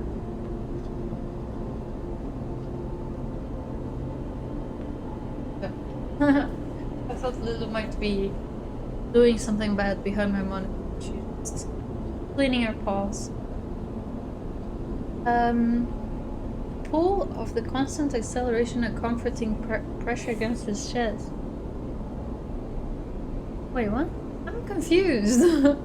He's in some other Freyr, right? And he's in the Freyr? I'm very confused. Lane looks around the bay, taking it in slowly, inhales the stale air deeply. Lane feels power, feels pride. The sense of control over another excites him. This is his desire. Lane lifts his right hand and turns it in the air, flexing his fingers in a satisfying wave. A smile grows on Lane's face, a spreading tightness that has its own impulse. He raises one hand and uses it to grip the smallest finger of the other. A pause and then a sudden jerk.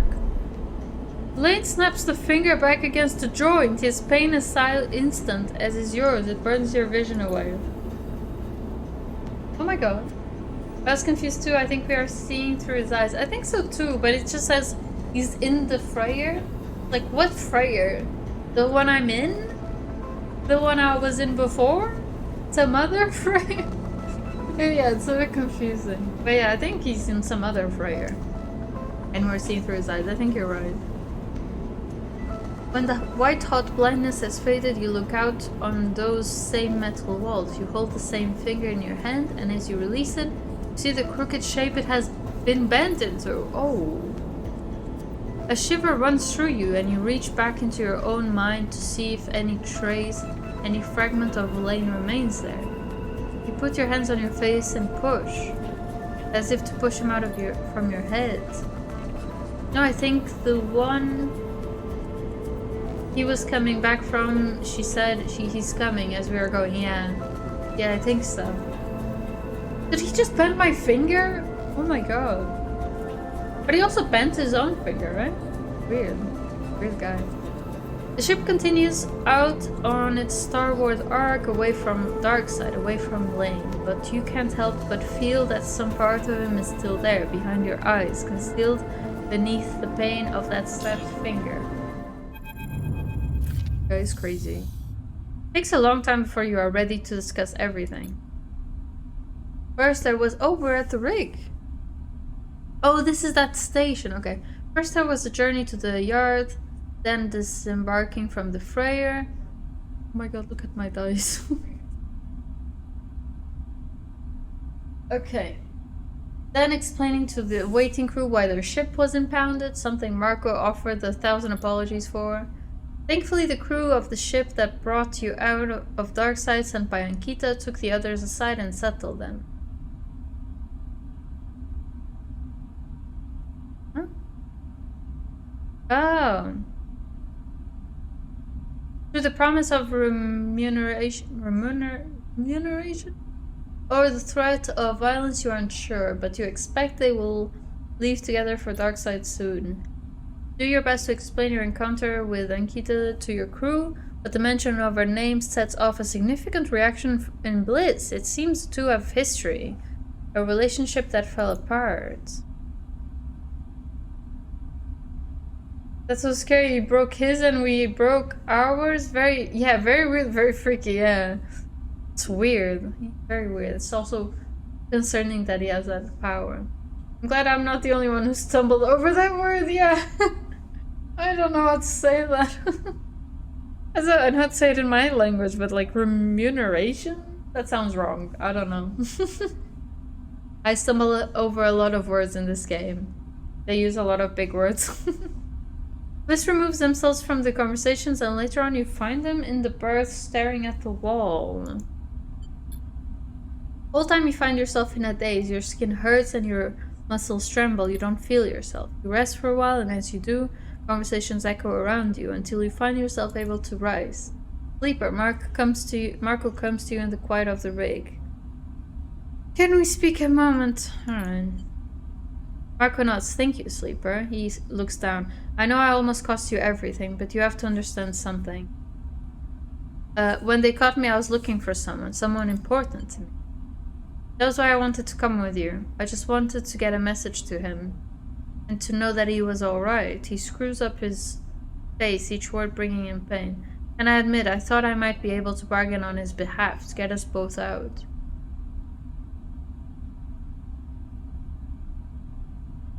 Bargain using my life? Marko can't bring himself to confirm it, but you both know it to be true. All I can say is I'm sorry. So you did betray me! Look, you can use the yard when you get back to the scatter yards. There are some components in there. Take what you want. Marko sniffs. I'm going to stay here a while. So now we can't trust him anyway, right? Even though he can clean. He does not meet your eye. He simply turns away and drifts down the corridor. As he does, Seraphine passes him by, receiving no acknowledgement. Seraphine looks different. Oh, he has a new image. Cool. Seraphine gives you a questioning look as Marko leaves. What happened out there, Sleeper? He floats there, stretching his scarred arm. Why does he have a scarred arm? The protective sleeve he has been wearing since... What? Protective sleeve? What? He has been wearing since the far spindle finally removed. Oh, okay.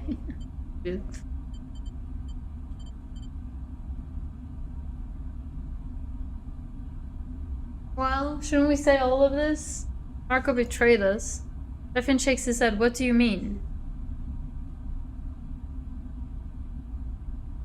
Tell Utsubu where to find me. No, Seraphine frowns. That can't be. He pauses. Not that I don't believe you, but Marko hates Utsubu. Seraphine sighs. He's come through for me so many times. I never thought... I'll talk to him. Seraphine nods, a grim look on his face. I'll get the full story. Seraphine looks down. I'm sorry I wasn't there, Sleeper. I should never have let Marko go instead of me. That's okay. Seraphine nods. Never again. He looks up. Tell me it was worth it, Sleeper, that you got something on Utsu.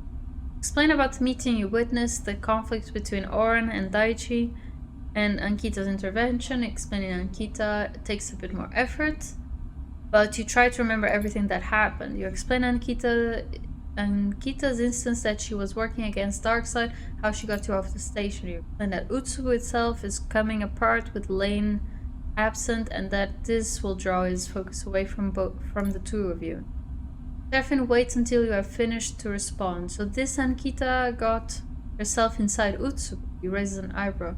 Just to try to break their grip on Darkseid? He whistles. Take some balls. You explain the drive, mention Oliveira, Carmen, and then hold up the thumb drive, the one Ankita entrusted to you. Oliveira, he screws up his face. I've heard of it once, maybe twice. I just assumed it was some backwater colony, he sighs. Never met a Carmen though. What's on that thing? Seraphine nods at the thumb drive. Ankita didn't say anything. I don't get it. Seraphine raised an eyebrow. We just delivered this little mystery drive and that's all? He looks away deep in thought. Is that what you want to do next? Oliveira, you've never even heard of it, but it seems like the place to go if you want to... Oh my god. I just want to fix my dice. Do I have to go reverse? It seems like the place to go if you want to help Ankita fight back against Lane. You look at the drive, and as you do, you can't help but feel you are being used, not for the first time.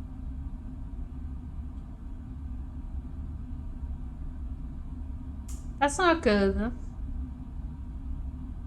I want to trust Ankita. I feel like I can trust the feeling, but I don't know. One thing I will say, Serafin begins, clearly thinking out loud. If we want to get back to Darkside, take on Lane, we are going to need to do so on our ship. This time. For sure. Some crews get spoof transponders, send out a signal matching another ship. He shrugs. Not going to get one fitted here, but that's something we need to look out for. Sure, you think. Go back to Darkside where Lane awaits. A shudder of fear runs through you. Thinking of the moment he slipped into your mind on the Freyr. Ever go back there, you know you'll need something to counteract him. Cool. Serafin must see the fear in you because he places a gentle hand on your shoulder. I think it's time we went back to Flotsam and ran those diagnostics. He meets your eye. You can't keep pushing on like this. Yes, I agree, but also it looks very difficult to do. I don't know, I'm scared. Your mind whirls with possibilities and problems. Is this really the right move? Go back to the place that almost killed you twice to take Lane on? Serafin looks at you expectantly. What are you thinking?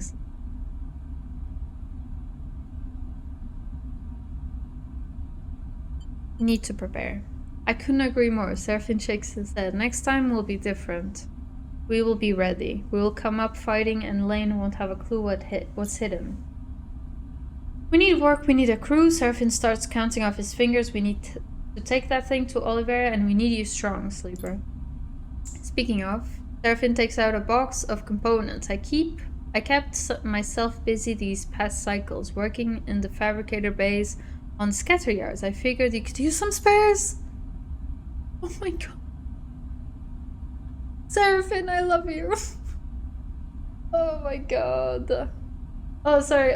Bliss is who I took with me. They gave me all the tea. Oh, that's so cool. Oh, I didn't know Bliss had something to do with that. But Bliss has the same abilities as me, so it's not a very good match for me, you know? If you're a machinist, she has engineering and intuit, I think. And I have +1 on both of those, so it's not really the best match for me. I really wish I had all the tea. Gonna have to replay this game, I guess. Makes sense, yeah. But still. But first, Serafin takes a calming breath. We rest. Give me those components right now. Oh, 2! Oh, I'm glitching one. Fine. I think I'm just gonna sleep. The glitching ones, they just turn into a 1, right? Oh, I got to drive though. Yeah, I put 4 points into this, but I think next time I'll just get the Endure to 0. I think that'll help me. I'll just save those. Alright.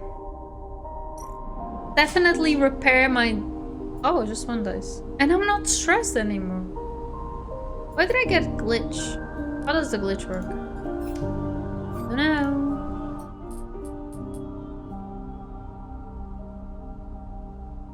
Your current level of glitch is represented by the glitch clock to the right of your dice. You have a maximum of 6 glitches, a penalty you gain for repairing dice and from Lane's attempts to hack your system. The level of glitch you gain will increase your chance of... Dude, this is really badly designed, what the hell? Rolling a glitched dice. Each time you roll a glitched dice, you clear 1 level of glitch. Oh! That's not so bad. It doesn't keep getting worse and never gets better. Okay. Glitch dice has an 80% chance of a negative outcome when used and 20% chance of positive. That's really bad. May also gain permanent glitch, for example, when breaking all your dice on risky difficulty. Oh, is that what happened to you? That's rough. What? How much does that glitch though? I guess 1 permanent glitch, right? Number of permanent glitches is represented in red on the glitch clock at the right of your dice. You have a maximum of 6. Permanent glitch is not expended when a glitch dice is rolled and cannot be... Yeah. I don't know what difficulty I'm on, actually. Yeah, I think I put the middle one. That makes sense. I didn't want it to be crazy difficult. Alright, I'll repair 1 with this. I believe these,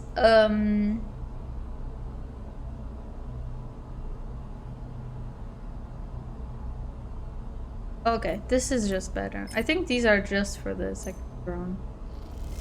But all my dice are kind of messed up. And I'm starving also. Alright, let's eat. At least we came here. This is good because I can make more parts here. More engine components. Although, Seraphine made some for us, so I think we're good now. Oh. Thank you so much, Seraphine. I needed that.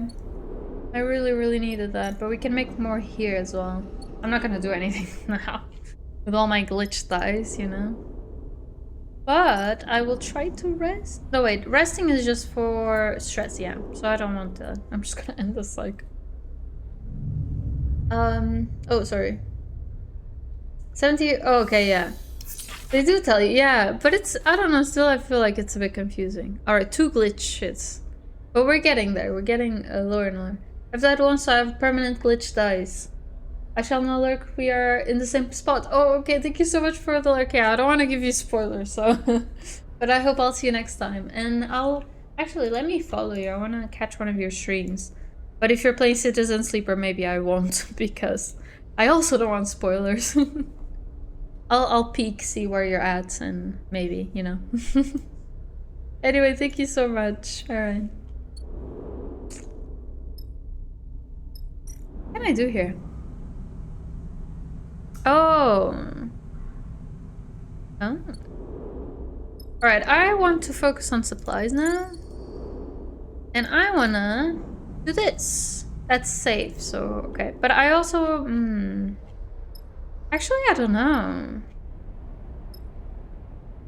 Should we do... let me see.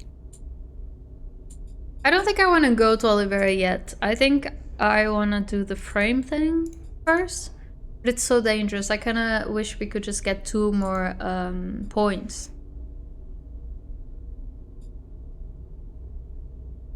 Gaia's Gyre. Gyre? I don't know. Get spores? Yeah, I don't want to do that. Okay. We can spend some time here, do this. I don't know what this is about, but something about Surya's eye. So we can gain their... We can impress them and maybe something will happen then. I don't know. And we can also get some more components. I think that could be a good idea for us to get a few more, just to be really, really safe. But yeah, let's do some of this.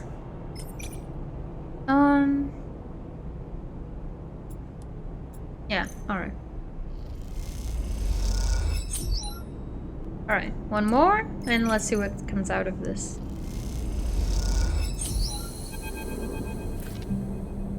That's some quality work you've been doing. The voice booms through the locker room after your shipfitter shift.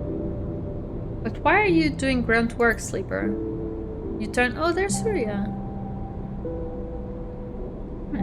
You turn to see a large man with a metal arm. Oh, it's I was looking at... I was just looking at his stuff and somehow I didn't see the metal arm. And bright patterned collars. You've spent enough time here to immediately know this is Surya, the owner of the yard and well-known shipfitter. Well, Surya wipes his... Oh my god, I hope he upgrades our ship somehow. Surya wipes his one metallic hand on a cloth, polishing its painted surface. What do you have to say for yourself? I wanted to meet you. Surya smiles. Well, I'm here, aren't I? I know a lot of what happens in the scatter yard, Sleeper, and what I don't know, people tell me. He smiles proudly, and I know you have a ship. Someone who has a ship, especially a ship like yours, should not be lugging around my workers' tools. Surya flexes his artificial arm, inspecting it. That, to a person like me, is a waste. Ships cost cryo to run. True, all the more reason to really use them though, isn't it? I want to take a look at your ship, Sleeper. Surya goes back to work on one hand. Call it professional curiosity. It's a bit of a drive. Surya looks up and meets your eye. An old Solheim rig, still in corporate colors. He shakes his head. No. Aww. Is he gonna make our ship pretty? I feel like that's your problem. People want a crew that looks the part, an outfit with an outfit. He grins. Look at my art. I grew it from a chunk of scrap by showing people I was professional. I had standards. I made Surya's art recognizable. Your problem is you are working as a shipfitter's mate when you should be imagining much more for yourself and your crew, Surya smiles, and so that got me thinking. I want to help you to clean up that whole old rig, paint it up, give it some color. Oh, he tucks the cloth away in his tool belt. How does that sound? I love that. Perfect, Surya booms. The thing is, you don't just slap some paint on an old rig like that. For this to work, we need its look to reflect your style. So while I'm happy to do the painting with my team, I'll need you to find some inspiration. Surya looks away towards the locker room's lone window. Luckily, the belt is full of it, full of pattern and texture and style. There's nothing uniform about this place, and it's the better for it. Surya looks back at you. You need to go out there, find some views, some sights, and make your own designs. Here, he proudly puts a small slate from his tool bag. It has a 64-color screen. Oh wow. I fixed it up myself. You take and inspect the slate, made from mismatched pieces, but elegantly so. See what you find to inspire you, he smiles. Then come see me again. Thank you. I can see what you're thinking. You're thinking, what's in it for me financially? Surya eyes you carefully. How does this make you any chits? That's the other part of the proposal. While you take this voyage around the belt, you can do something for me and get paid for it. Free of charge, I will paint your rig with the look and name of my yard here, Surya's yard. It commands respect. He nods sagely. Alright. You take that name to the rest of the belt, represent it, and on your travels spread it to other crews. For this I will pay you 300 cryo. It's mutually beneficial. I would do it for free. If you make it pretty. It's mutually beneficial. You will earn better doing this than any yard work, and I get increased custom. What's not to like? Surya awaits your response calmly, and you feel his expectant eyes on you. It's a deal. Wonderful, Surya beams. I will send my team over immediately. By the time you return to your rig, they should be done. What? I'm a bit confused, to be honest. They're painting them, but I need to bring designs. I thought the designs were for painting in, but they're already going in. I'm really confused. He reaches into his pouch here. 150 cryo now. He takes out... Oh, he's gonna put... Oh, I get it. He's gonna put, like, basically an ad for his yard there, and then he's gonna paint it, right? He takes out a handful of high-value chits. Another 150 cryo when you return with those designs. Then what we agreed to. I don't mind it. I'll take them. You take the cryo. Of course I will give you the other half on your return with those designs. He smiles apologetically. I need to be sure you don't repaint the ship before your pilgrimage is done. It's only fair. Keep the slate. Wait, but he's not gonna leave it after? Is that what he's saying? Keep the slate. He waves an arm at you and to put it away. Go find inspiration. Bring me those designs. I don't want to see you back in this shipyard. You need to be out there. Surya smiles. It was a pleasure, and before you can say anything else, he's gone. Time to find out what his crew have done to your rig. Yeah, I'm not really sure what's happening here. Oh, I can remove it. Oh. No, I don't want it. I want to make it pretty. Make it pretty, please. I mean, that looks nicer. The old colors I don't like so much. And also, we don't want to represent Solheim, alright? I'll take anything else. These colors look cute. I'll take it. Alright, so what I'm thinking now, we can buy some supplies, but I won't buy them yet. We can try to do this, but there's a bit of a risk here. Let's try it anyway. Alright. And we won't use the glitch. Because why would I? I'm not in a rush. Alright. Hopefully we'll lose the rest of the glitch now.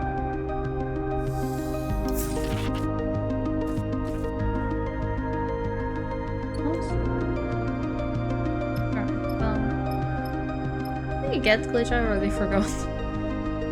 Oh, from Lane's interactions and some other thing. Yeah. Alright, let's do this. We get another component. And then I have some 3s. I guess I could try with the 3s, but it's probably not gonna be very good. But I mean, we don't really have anything else to do here, so oh, I can do this. I forgot. This is saves. Alright. Now maybe I wanna... Now I'm thinking maybe I wanna wait and get some better rules for that. Because maybe we'll find better stuff. I don't know. I was thinking it's safe, so whatever, you know. But probably we want good rolls here.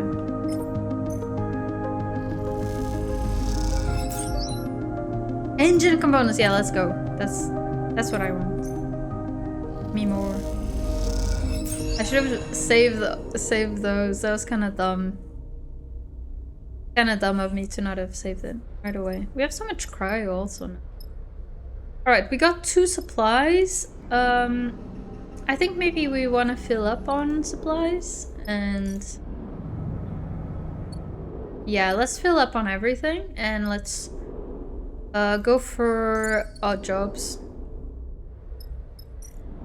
Let's do fill up on everything. There we go. I'll try this. Let's see, with the 3, if we can get a good outcome, then I'll do, yeah, and then I'll do the 6 and we definitely get another component.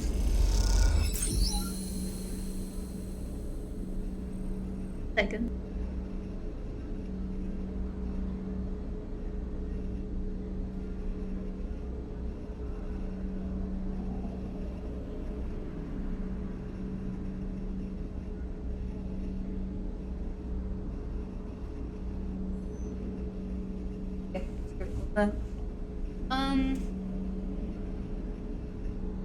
Alright, so now let's travel.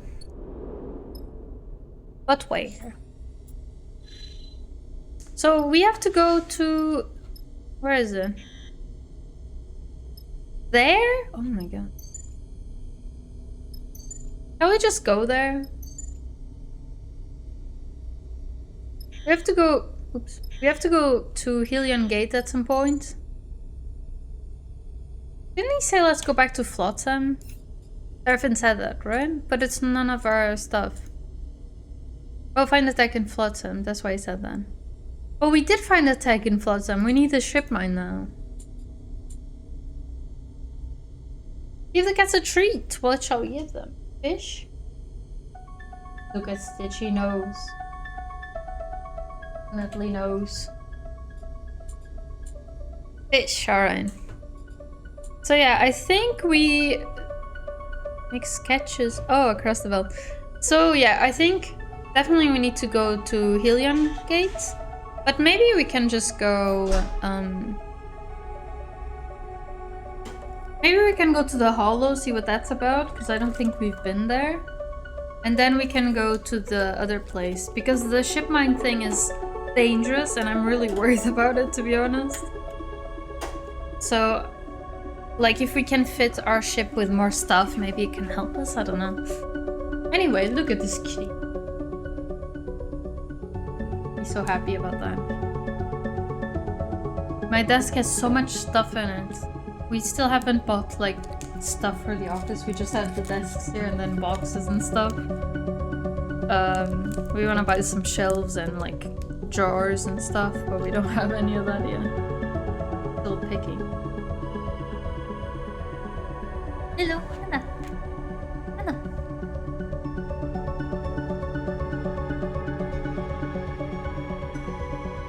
They've adapted nicely to the new home. I agree.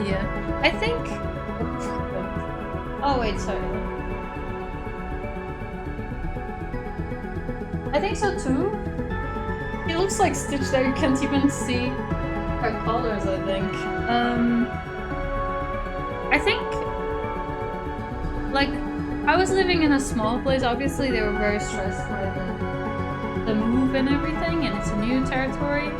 Then at the hotel, they probably weren't feeling so well because people were coming in to clean and they were very stressed by that. And probably there were smells from other pets and stuff there, you know? It's like a pet-friendly place. Yeah, there's that. And now this place is bigger. This place is bigger than the one I was at in Ireland and the hotel as well. They did like, because there was a staircase at the hotel, they loved going up and down. But I think they like this place better. We have a bit of a hallway for this room and the bedroom, plus, you know, so they run from there to the living room and back, and I think they really like the space we have here, because there's like some corridor to run, and yeah, I don't know. I think they like it. Yeah, I also got them some stuff, you know, like I got the cat tree. I brought their stuff because I think that helps a lot. When I went to Ireland, I don't think I did that so much, but no, I did it. I don't remember. But then when I came from Ireland to here, I brought some of their stuff. So like their house there, Red Stitch, and I don't know, some other stuff.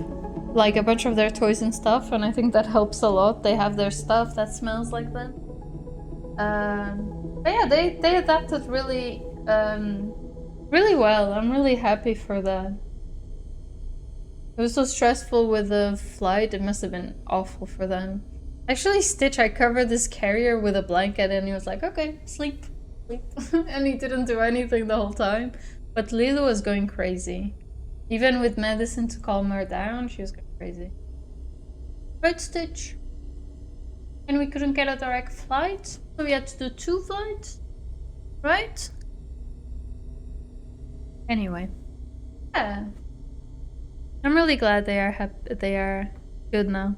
Also, like the bed I keep on my desk is I brought I think from Portugal to Ireland and then here.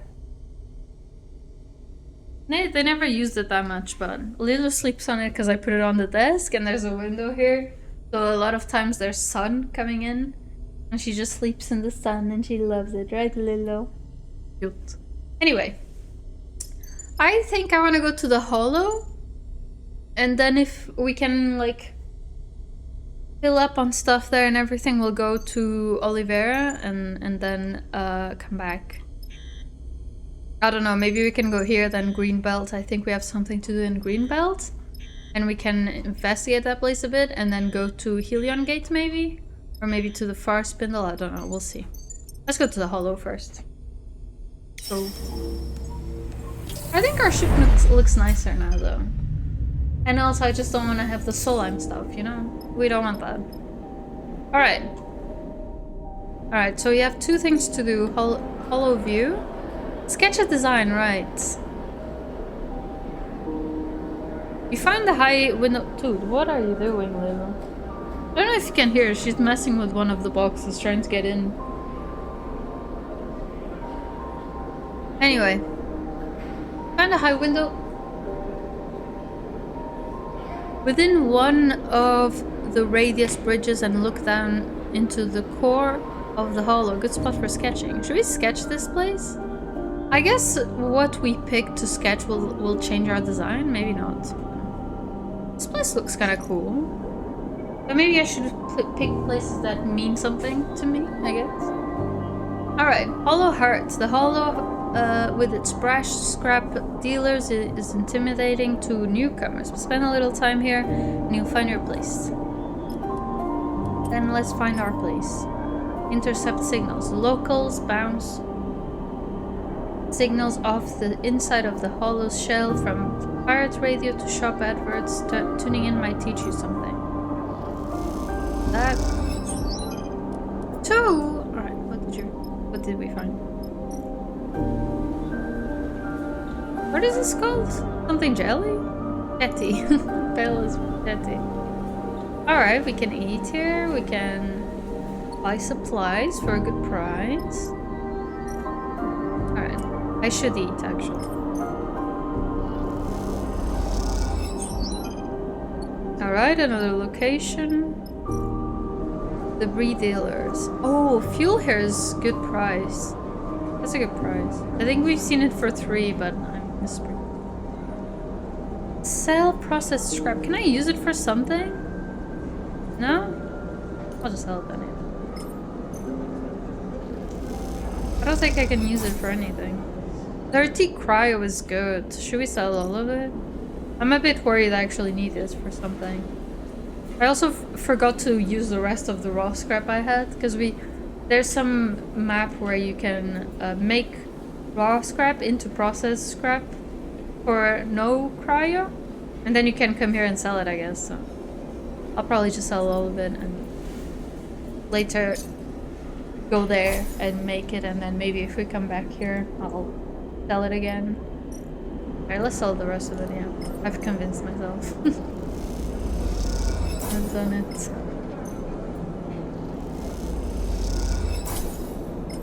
Right. And I think I'll have them look for fuel instead of cryo. It feels like a better deal. Alright, let's use some more of these 4s. Let's use these.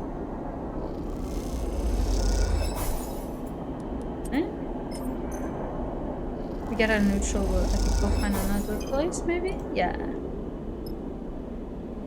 Where? Oh. Is this for work? Yeah. The signaling station in the pole is paying a small fee to anyone who helps seal up the damage sustained in a recent explosion. We have heard that drifting Conway...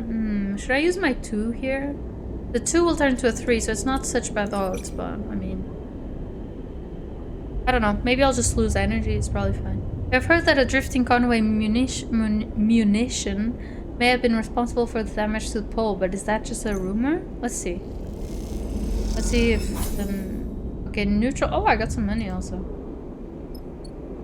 Let's go to sleep. Okay, thank you. That's Lila still.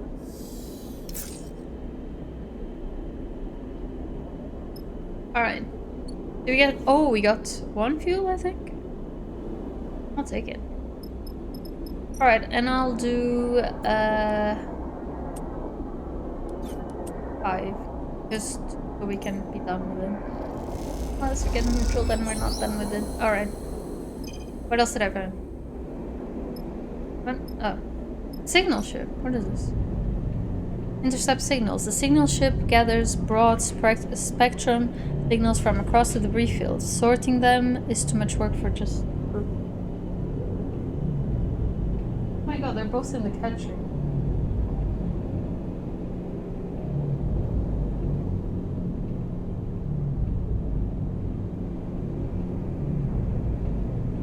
Yeah, this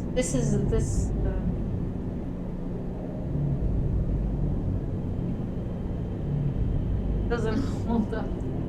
Okay, let me put some stuff under it.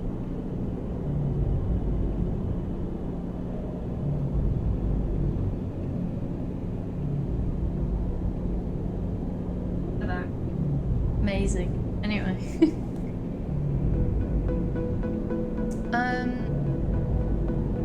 Sell Solheim data. Oh, I do have some Solheim. In order to collect signals, the signal ship must intercept with the Hollow's decaying Solheim arrays. This is specialist work. I don't want to do it. 8 cryo. It said they paid well.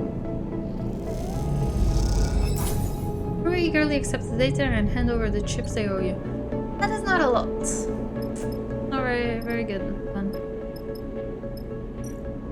Let's do some more of this. Alright, +2. Now I just have really bad rolls. I don't think I'll... No, not that. I mean, where am I gonna use... Are any of these safe? I can get a 3 here. That's good, I guess. I guess I could have used it on the other one. Alright, I got some cryo. Let's go to sleep.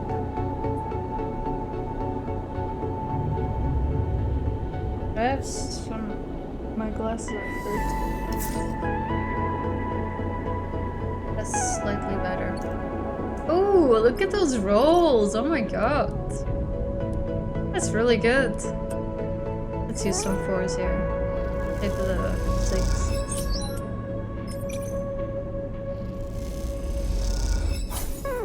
Control, if we get a positive now, we're good to go.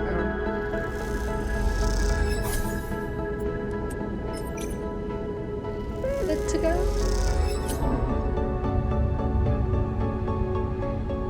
Dude, I was saving my 6. That was a waste. A waste of a bunch of dice. What do you mean, fried, Kimball? Our station depends on that array. The voice echoes out of one of the Starward pole's cramped bays, tucked in. Oh my god. Tucked up in the ceiling of the hollow. Though you are tired from a shift spent sealing leaks in the shattered section of the station, you still can't help but listen in.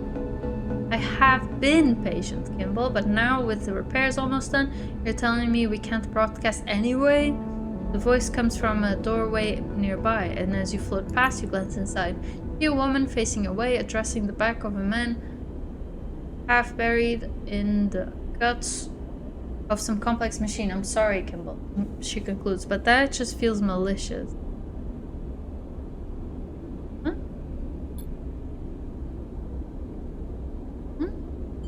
The man, presumably Kimball, mumbles something in response, though you cannot catch it through the wires and mechanisms that surround him. The woman quickly turns and spots you peering in through the doorway.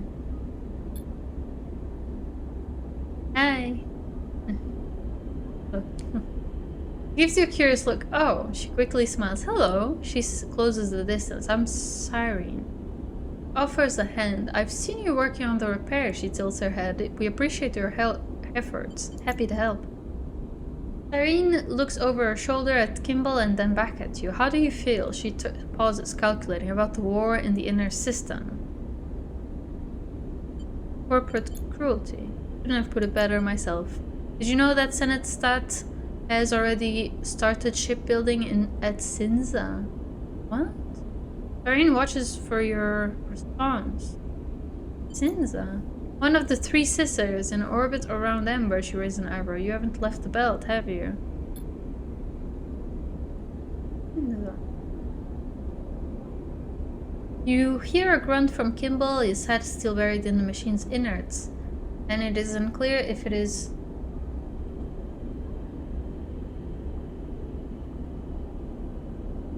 in reference to what was said, or is just the sound of repairs going poorly. We, Cyrene placed a hand on her chest, are the Helion Dispatches, the only pirate radio station in the Starward Belt. She lifts her chin proudly. We keep the system up to date on shifts in the system's power structures and the ongoing corporate war. All through the voices of the Helion System's own resident. Kimball grunts again and a shower of sparks bursts from the machine behind Cyrene. Or at least we did before our transmitter got fried. Cyrene looks suddenly crestfallen. What happened? All that repair work you've been giving your time to, that was all caused by a Conway autonomous munition trained on our scent. Cyrene's eyes flash with anger. A mumble comes from Kimball as he pushes a handful of wiring out of his way. I do know that for sure, Kimball. Why else would it come so deep into the belt to hit hollow at our broadcast side? Cyrene turns back, hands on hips. Kimball responds with a shrug. Either way, straight after that attack, we found our gear had been tampered with, sabotaged. Kimball grunts. Getting funnier. Yes, Kimball, or just loot him. Huh. Either way, we are now quiet, and when we are quiet, the war continues unobserved. Cyrene folds her arms and looks away defeated. What do you need? Look, we need a new broadcast array, a better broadcast array. Cyrene glances over her shoulder. We don't quite have the reach we'd like. Where you get one, that's another problem. We're talking pre-collapse tech here. It's not something we can just build ourselves. Kimball mutters something from the depths of the machine. Yeah, Holmes Rock isn't a bad idea, Sarin replies. It used to be a relay station for Solheim, so it stands to reason they'd have arrays. And then there's the terminal there. Kimball's been bugging me to dig out some engine components for him to crack open and use in his repairs.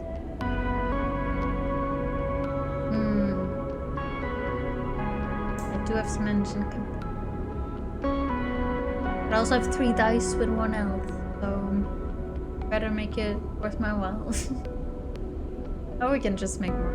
But God knows what kind of repairs he'd need those for, but that's what he says. Doreen looks over her shoulder at Kimball, but receives no response. You both stare at his broad shoulders for a moment as a thin trail of smoke begins to emerge from the machine. Now maybe we can do a little fundraising here on the hall, or what we get will happily hand over. Cyrene shakes her head. But I'm telling you now, it won't be a lot. I'll see what I can do. We'd appreciate it. Hell, the people of the Helion system would appreciate it. Glanced over her shoulder. I think Kimball would appreciate it too. You leave Cyrene and Kimball to their repairs, making note of the engine components and wideband array they will need to get back on the air. Hard to tell if the job will be worth your time, but then again, someone as knowledgeable as Cyrene might be a useful asset. Well, maybe we have enough... Yeah, we do have enough components, so let's give those to them. That's the engine component. Huh? We'll be right back, that's funny, I like it. Right, so we've done those, and now we can go to Holmes Rock at some point to find a wide beam array, and bring it back. That's fine. Okay. I thought they were gonna send us somewhere to scavenge it, and gonna be a whole thing, you know. That's not too bad. Alright, so I think at this point there's not much I can do here. I think I'll just travel somewhere else. And hopefully... okay, this is the thing. Actually, maybe we should sketch. I think I'll stay another day. I'll sketch a design. I think this place looks cool. I'll sketch a design of this place. And we'll eat. And that'll be better deal, I think. Alright, let's do that. We also need to fill up on... Well, we don't need to, but we should. Alright. Let's sketch a design.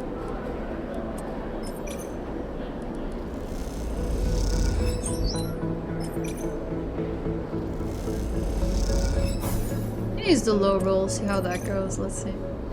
It's safe, so it shouldn't be... Yeah, it just fails. That's not a problem. Alright. And this should bring us finish it. Yeah, we did it. Alright, so now I'm gonna eat and we're gonna go back to Oliveira. I think that's a good idea. We're full up on fuel. Let's go to that other place then. That's as far back as we can go. So let's go there. We'll bring the drive. Hopefully that doesn't trigger a whole other thing. I really hope so. You find Oliveira exactly where Ankita said it would be, a ragged colony nestled in a crater on one of the biggest rocks of the shoals. Surfin gets no response to his initial broadcast, and so you find yourself in a docking tunnel, the rig at one end, the colony at the other, with no idea what awaits you. I need you to get back on that ship and keep flying. You freeze in the dark tunnel. A figure in front of you, holding a long gun at their hip. I'm serious. Dude, I can't read the name. Lanir? Your eyes adjust to the dark, and as they do, you see a man, no, a boy, carrying a long dark shape in his hands. I don't know how you found this, but you need to leave right now and forget this place. Glance over your shoulder and see Seraphim, his hands raised in front of him with a gesture of calm. Look, kid, we mean no harm. How about you go run and get someone? I am someone. I'm Xander. Okay, Xander. He sticks out his jaw. It's you I don't know, and I'll decide who's gonna do some harm here. He reaches across his chest and thumbs a lamp he has lashed. Alright. You blink in the glare of the bright light shielding your eyes, and as you do, you see a flicker of confusion crossing Xander's face. He meets your eye with a look of shock and opens his mouth as if to speak, but no words emerge, because I'm guessing he's surprised I'm a sleeper. You have something for Carmen. You notice the familiar name register with Xander, adding to whatever confusion or question your appearance has provoked. You see his eyes taking in your sleeper body, his gun dropping a little as he takes his attention off it. Is this? He looks between you and Seraphine. Are you here for Flint? Pulls the gun closer to. Who's Flint? I don't know. I'll be honest, kid, we have no idea who you're talking about. Seraphine allows himself to drift a little forward. So how about you drop the gun and we talk like adults? Seraphine floats past you, he gives you a look that makes you nervous.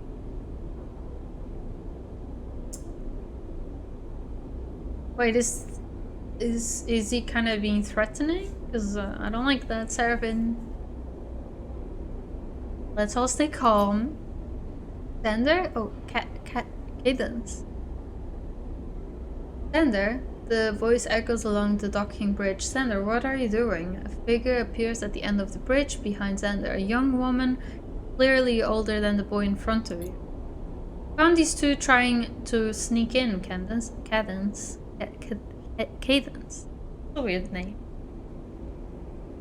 Xander keeps his eyes on you and Seraphine as he speaks. Saboteurs, maybe? He was about to send them on their way. Xander grinned. I assure you we are not saboteurs, miss. Seraphine smiles at Cadence. Cadence sighs and glides towards Xander. Stop messing around with that welder. He snatches the gun out of Xander's hands, and as she does, both you and Seraphine reflectively flinch. Cadence looks at the two of you with a raised eyebrow and turns the gun so you can see it better. You notice the fuel tank and welding muzzle. It probably has an effective range of less than half a foot. Oh. Seraphine looks at Xander and rolls his eyes. Seriously? Cadence lowers the welder to her side and turns to Xander. Now's not the time. We just got an emergency broadcast from Carmen and Flint. Something's happened. Oh. I don't want to go on another mission. I need to fix my body, alright? I don't want to go through that. Xander's attitude changes immediately. He turns to face Cadence, putting his back to you, as if you had just disappeared completely. What do you mean? Something's happened? Oh. What do you mean something's happened? I don't know. They went quiet in the shoals. All we got was a distress call. I really don't want to go there. Don't get excited. They probably just had a technical fault on the ship. But we should check anyway. We have to get them. Xander grabs the welder back and slings it over his shoulder. In what, Xander? Cadence sighs. They took our only functioning ship. The tender tides, yeah, still in pieces in the hangar.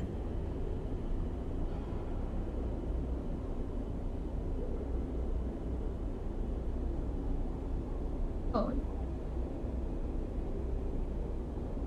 Seraphine gives you, I think this is like the first time they're like actually using the country together. Seraphine gives you a nudge and nods towards Cadence and Xander. This is your chance. We have a ship. Xander wheels around in the tunnel, squinting at you in thought. Seraphine moves past you, approaching them. We need to see Carmen, and it seems Carmen needs our help, but he looks between the two of them. So how about we stop messing around in this dingy tunnel and go get your friends? Xander turns back to Cadence. Them? Really? He rolls his eyes. We're not the only people on Oliveira. There must be other ships. You want to go looking? They're here now. Cadence looks at Seraphine. And they're generously offering to help. She smiles sheepishly. Fine, Xander folds his arms, but I'm coming with you. Fine by us. Seraphine shakes his head and looks at you. Come on then. You both turn and head back into the ship, Seraphine whispering as you do. What kind of backwater is Nkita Santos? He sighs. That kid thinks he's some sort of sheriff. He's just a kid. Yeah, a kid with heavy industrial equipment. What are we talking about? Xander catches up to you, and Seraphine, his mood seems buoyed by the prospect of boarding a ship. You wonder how often he gets to leave Olivera.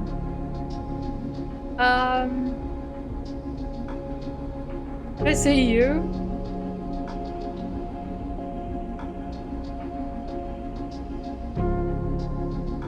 I guess both are true, Oliver.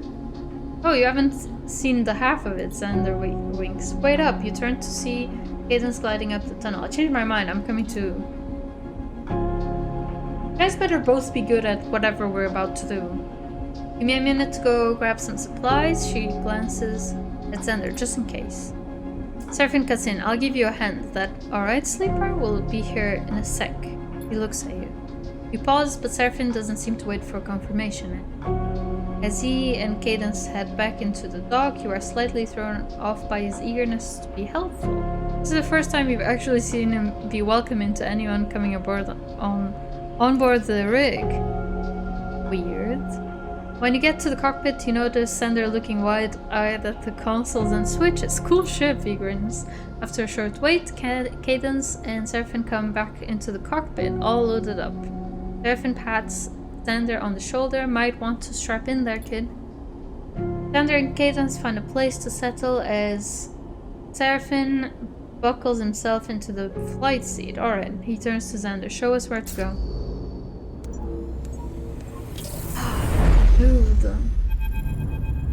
Dude, we're just going straight into a mission. Yep. It says supplies 5, so you know it. Didn't even have time to prepare myself. Fortunately, I did fill up on supplies. I'm always ready, but you know. You head out into the shoals, the thick debris field that surrounds Olivera. What's happening in here, sleeper? Bliss pokes their head into the cockpit as Seraphine brings the ship in towards the signal coordinates Xander gave them. You look around the cockpit. Xander is tapping at the pilot console mounted in front of his seat in a haphazard way while Cadence is asking Seraphine about how the rig works. Surprisingly, Seraphine is responding with patience and care. Why is he being so nice to Cadence? He'll help us find Carmen. Give me a treat. Get me. If you say so. Bliss looks over at Seraphine and these are not treats for you. Just could have just stayed here. If you say so. Bliss looks over at Seraphine and Cadence. Is Seraphine smiling? They shake their heads. Something is going on. I agree, Bliss. Bliss turns back to you. I'm here, so how about you tell me what we are doing out in the middle of nowhere? Quiet. Seraphine's voice cuts through the chatter. Is that? He gestures out into the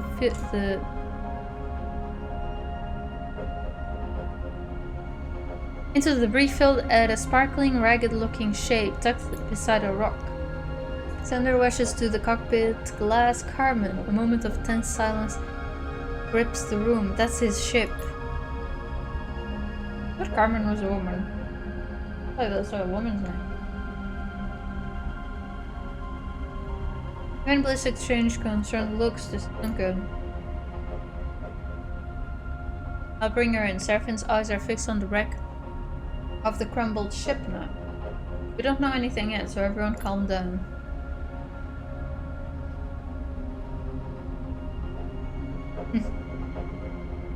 Xander is silent, his face pressed against the glass. Cadence stares out at the wreck, her cheeks pale. No one speaks until the brig is brought to a stop. Alright, now we are going out there and we'll have a poke around. Seraphine looks between Cadence and Xander. We verify the ship and we recover the crew. Seraphine gives you and Bliss a nod and you both push off and glide towards the back of the cockpit. Suddenly Xander pushes off from the window and glides with you out of the cockpit. I'm coming too. You need someone to identify the ship. Stops and takes a breath. You sure? I'm sure. Xander gets the words out and then pushes on ahead towards the airlock. All behind, ready to suit up and investigate the wreck. Alright. You don't even have to get to pick the room. Oh my god, let's split it in half. Huh? Hmm.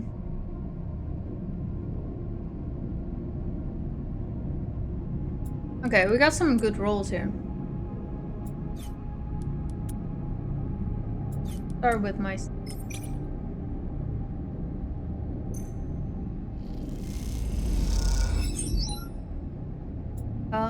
my god, okay, let's just use a bunch of stuff because it's gonna take forever. On closer inspection, it seems the ship's drive totally burnt out. The ship was running from... That's concerning. Very concerning. If it's broke, I'll fix it. Don't get to me.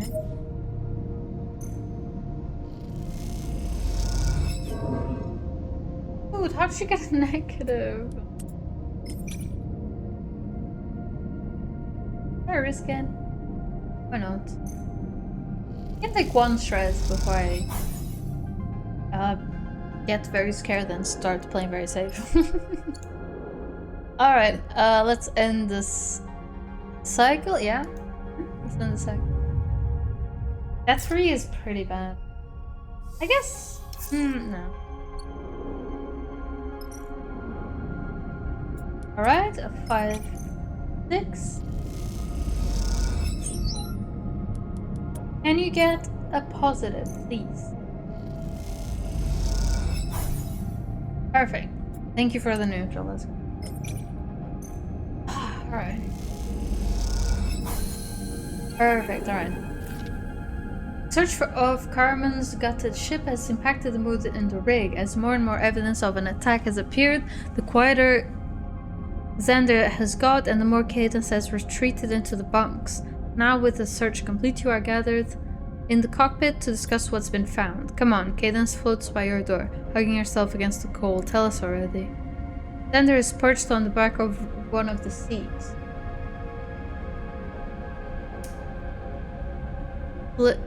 Looking at some hinged container he found in the wreck. Open and closed, open and closed. Think carefully. Start by summarizing the search, talking around the details, picking your language carefully. Describe the damage to the ship but not the attack. You talk about the occupants of the ship without mentioning what might have happened to them. Serafin quickly cuts in. What Sleeper is saying, he gives you a look, is that the ship was hit with weapons fire. Badly, then the drive was fired up, and then they attempted to flee.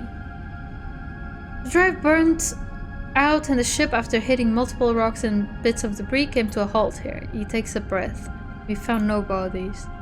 The mention of that word bodies, a shudder runs through those assembled. Then they are here somewhere. Xander has a steely look in his eyes, and we find them, whatever state they're in. He looks at Cadence. He nods back at him. Xander's right, we aren't leaving them out here. Carmen made Oliver what it is. He saved us, we won't come back without him. He shivers and looks at Xander. He would do the same for us. Based on the damage of the ship, Serafin begins. They're almost certainly dead, we get it. Xander cuts him off. But there are debris trails leading away from the ship, I've seen them. Serafin holds his hands out in a calming manner, but those could be from secondary exposures or depressurization. If we pick the wrong trail, it could lead us in circles, cycle after cycle. Then we better pick the right one. Cadence has Xander's silly look now too. She stares directly at Serafin, challenging him to answer back. He sighs. Then that's what we'll do. He looks at you with resignation. Whatever happened here, you won't be leaving until you see its end. Oh my god.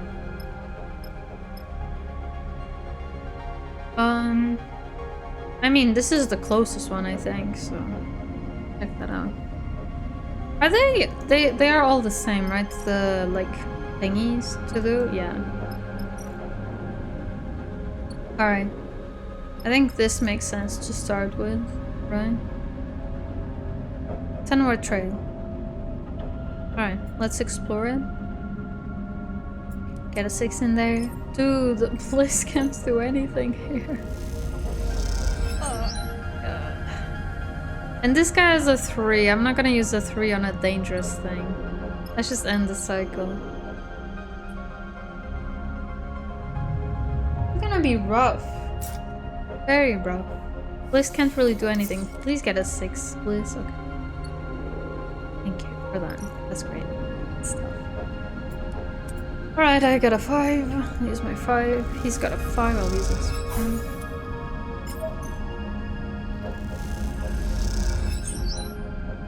Positive, let's go. And I'll use your 3. Oh well. 2 stress? Oh right, it's dangerous. That's kind of dumb of me. That was kind of dumb of me. Oh, and I also got stress. That's good. Good stuff. Alright, let's end the cycle. We got... Oh, Bliss, right. So Bliss I'll use on this one. And hopefully it'll work. Alright, good. I'll take it. Let's end the cycle.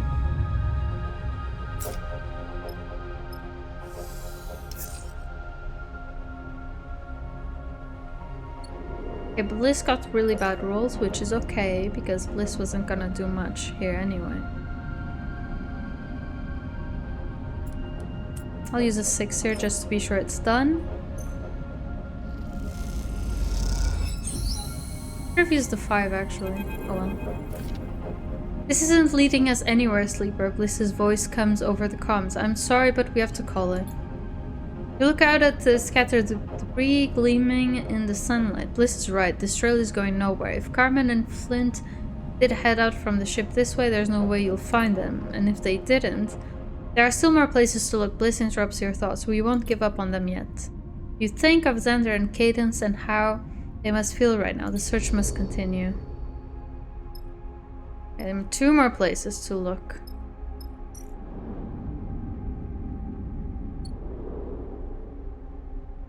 Like, there's no reason to pick either one, right? Yeah.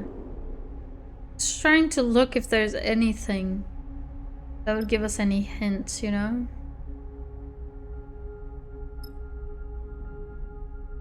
Go this way.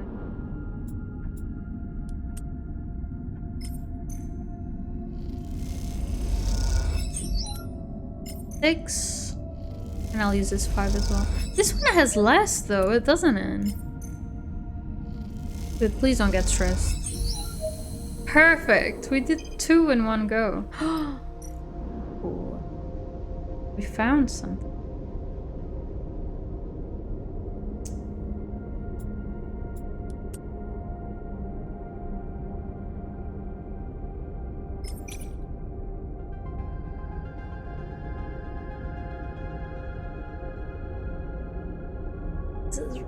Okay, I'm gonna take a risk.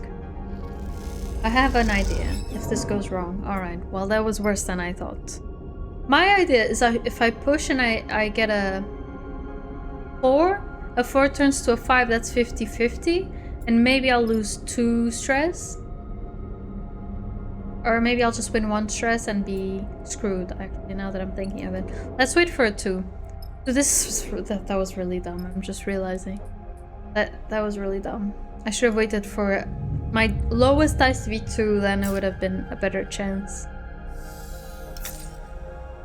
Cool. One of my dice just broke. That's good stuff.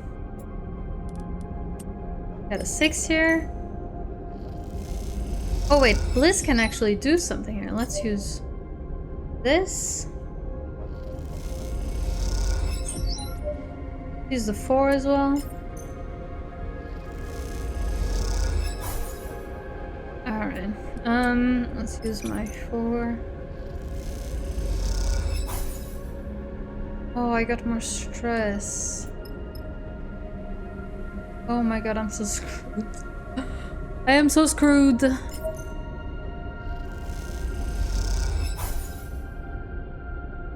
I'm not gonna use a 3 here, that's too dangerous. Let's end, and oh wait, maybe I should have gone for it because we're out of supplies now. I'm so screwed. I just lost a dice. Oh, but I got a bunch of 5s. Look at that. I'll use my 5s. Hopefully they're here. I really hope they're here. There's a light in the dark, flickering, fading. When the Starward trail led to the caves, a little hope was kindled in the hearts of the crew, but after plumbing the depths of these dark passages, that hope seems snuffed out of. Xander has struggled on in silence, only speaking to update cadence on the lack of news via the cockpit comms link. But he speaks now quietly at first and then with increasing urgency. A light, sleeper, I see a light! And with that he kicks off hard from the wall and darts down a dark tunnel with reckless speed.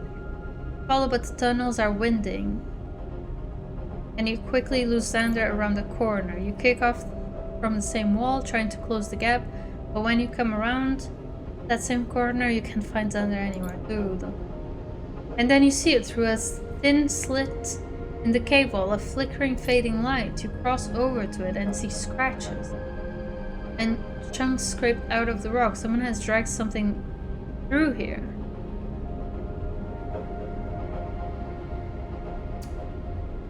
Seems dangerous. Let's try contacting. Click your comms to Xander's channel and call out to him. Nothing but static and silence greets you. A fading red light on your comms panel suggests the signal isn't getting through. You push away from some of the floating rock and squeeze yourself into the gap. And as you do, you watch the light pulsing inside the cave, setting the cracks and shapes of the rock in sharp relief. Search those shadows and for something recognizable, but the light source remains out of sight. And then you are through. You steady yourself against the wall and look towards the light. There beside a fading emergency lamp floats a body. Its head instantly striking you as strange and misshapen. What? You know immediately this must be Carmen. Is he still alive? His head is shrouded in an emergency helmet, inflated around him like a balloon, while an oxygen canister floats nearby attached by a tube. His eyes are closed, his body is still. You try to settle your gaze on his chest to see telltales rise and fall. And then the light catches something else, something broken and skeletal nearby, a face with bright eyes watching you. Oh, another sleeper! Quiet and desperate sleeper. Aww. Oh my god. He lost an arm and he's lost some of his torso. Oh my god. Sleeper, another sleeper. They watch you with lit irises. Ones like yours. Their torn face reveals no emotion. They pose, crouched, coiled even, like a string ready to strike. You are both frozen, unsure, afraid, nothing moves. Your eyes trace the damage to their suit, to their body. They look broken, worn down, and you wonder if this is how you look to others. They flinch when they see you, as you feel the need to. Carmen, Xander's panicked voice shouts. Wait, what is? Oh, okay. Must be Flint, right? That's why he thought I was here for Flint, because he's on another sleeper. Carmen, Xander's panicked voice cuts through the silence. He rushes forward to the floating body, and as he does, the other sleeper pulls away from the wall, like a statue coming to life. For a moment, yeah, that's Flint. For a moment, you go to intervene to save Xander from this skeletal figure, but the sleeper falls on Xander to embrace him, and Xander returns the hug. You float stunned, watching as Xander begins to carry Carmen's body from the cave, with Flint, the sleeper, guiding him. Carmen is stable. Cadence comes out from the room that has become a makeshift medbay. Oh, she looks between you and Seraphine. Thanks to you. Glad to hear it. Oh, wait, I wanted to ask about Flint also. Oh, I feel bad. Oh my god. I feel bad. I wanted to know about Flint. Then smiles a bright smile. We should head back. Wait, what about Flint? I want to know. Dude, I didn't really think that through. I just immediately clicked, glad to hear it. That's annoying. We should head back to Olivera. Serafin cuts in. He places a hand on your shoulder and steers you away towards the cockpit. Once you are out of earshot, Serafin turns to you. Did you know Flint was a sleeper? No. Serafin nods. He pauses. I don't want to be suspicious. I was just surprised, that's all. Serafin glances back towards the medbay. They look different. What do you mean? I don't know, he says. Just something I wish they'd mention. Marko gets her started up. He pats you on the shoulder, heads to the cockpit. Let's just keep an eye on them, alright? Okay? He leaves you floating in the corridor, unsure what to think. Flint is the first sleeper you have met since you escaped the program, and at this point those memories are little more than fragments and fictions. As the rumble of the drive runs through the ship, you can't help but feel a little concerned for what this might mean.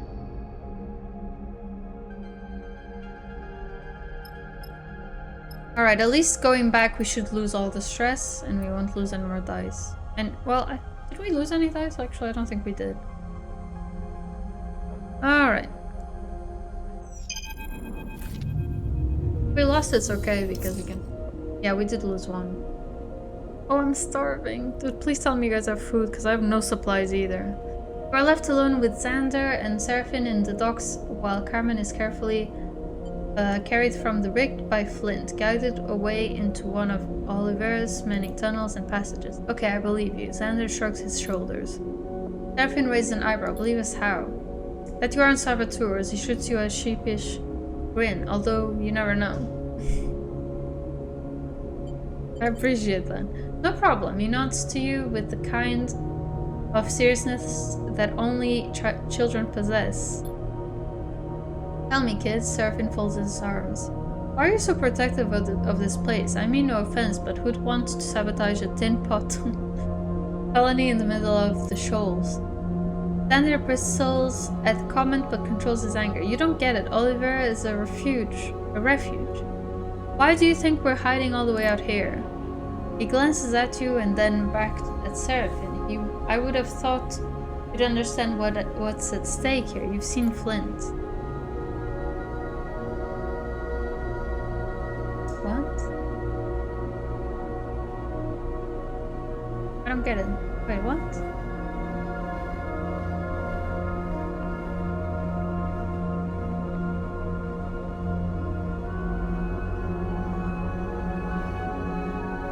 Are there more sleepers? Is it a refuge for sleepers? I don't get it.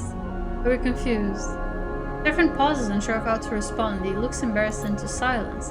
Look, Xander. Oh, look, Xander says, playing the peacemaker. You brought Carmen back to us. Everyone in Olivera will thank you for that. How about you stick around for a bit, get a feel for the place? Need to resupply, we can help. We haven't got much, but if you chip in, you'll get your share. He bows his head a little. We're more welcoming than we appear. Just don't expect to buy anything with those chits of yours. Xander puts his hands on his hips. Olivera is not for sale. Yeah, but I need to eat. Serafin shrugs. Alright, kid, He glances at you. We appreciate it. We need to hang around until Carmen back up and awake anyway. I think we'll be glad of the rest. I'll see you around then. Xander touches his brow in a salute, then kicks away, floating out of the docks. Serafin turns to you. A little sure leave doesn't sound so bad. I agree. Serafin smiles. Alright then, he stretches. I'm going to head into town and see what's happening. He winks and glides away into Olivera proper. You are left floating in the docks, unsure of what comes next. It doesn't seem like Lane is going to find you out here, so maybe this is the perfect time to take a breather, at least until you can bring Ankita's drive to Carmen. Maybe I should have done other missions before coming here. I just figured that was already closed, you know. You turn that thumbnail drive over in your pocket. Time to see what Olivera has to offer. Can I get some food, please? Alright. Engage!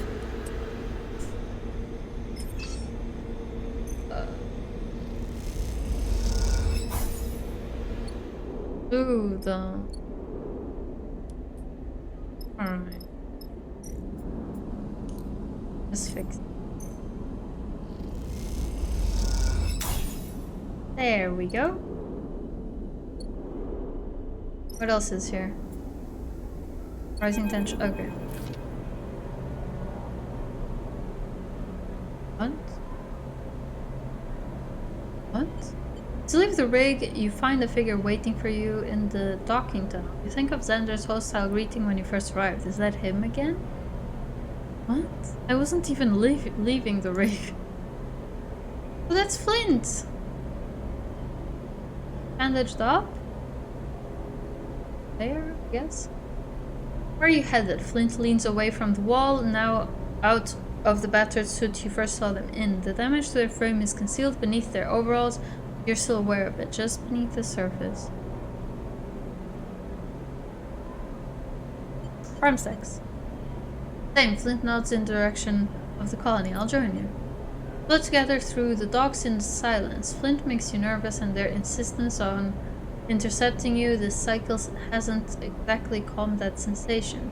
Breaking the silence eventually becomes unavoidable.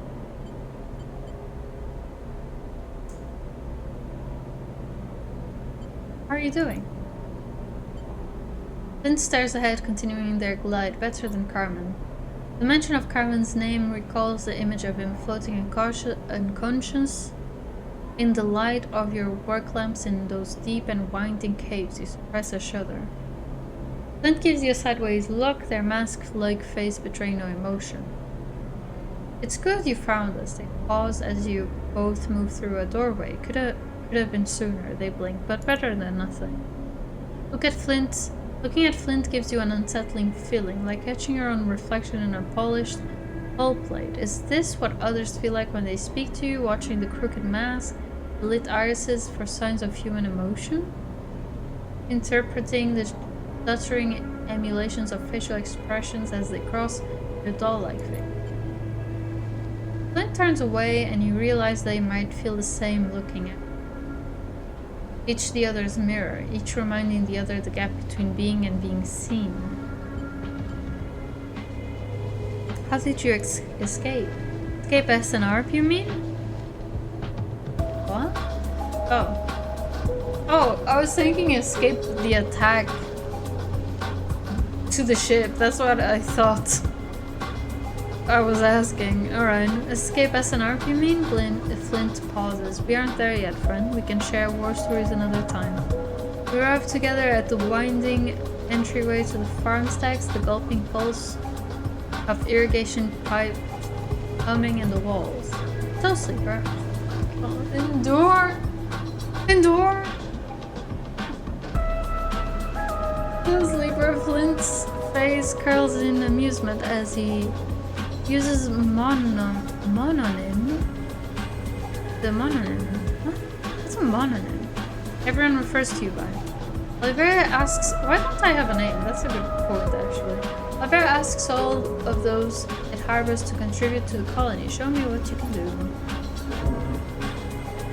Stress! Flint joined the farmers in the operations bay. Okay, I hadn't checked what each one needed. I would have picked up one that I could do. I just figured since I'm hungry, maybe if I went to the farms, it would give me some energy. I didn't realize it was endure, although it kind of makes sense. I just didn't think it through, okay? I didn't think it through. When Flint joined the farmers in the operations bay of the stacks, listening in on the shift's opening huddle. Jobs are assigned, heals discussed, and repairs prioritized. You go to work with the others, clambering into the guts of one of the stacks to repair an irrigation pipe, then joining another team running a chemical analysis of the crop.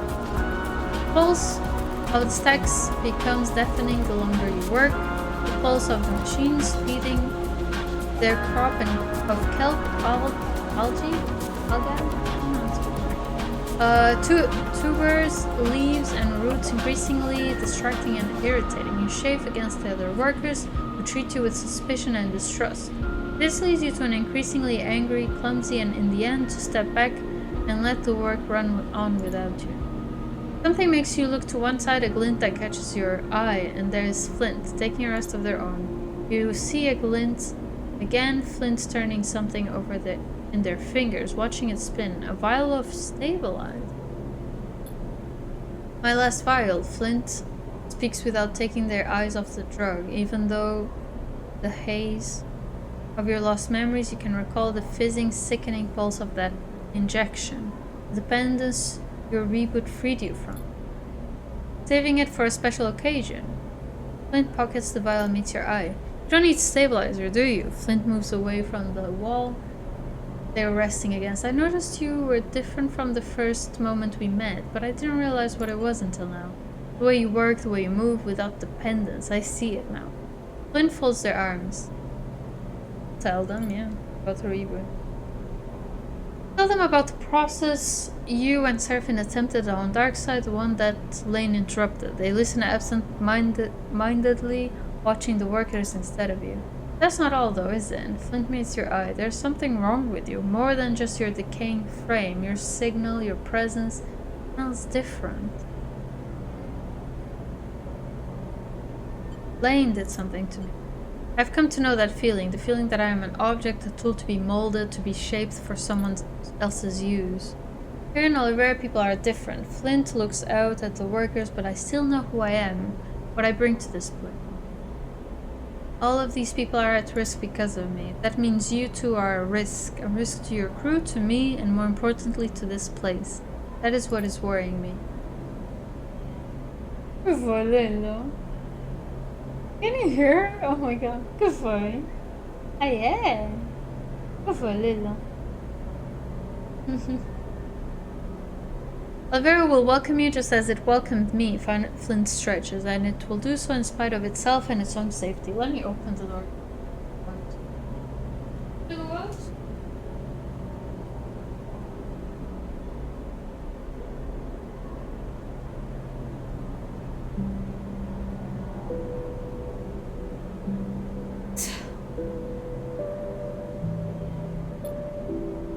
I want you to know that, because they will pay the cost, those close to you, and you must know that they pay it for you.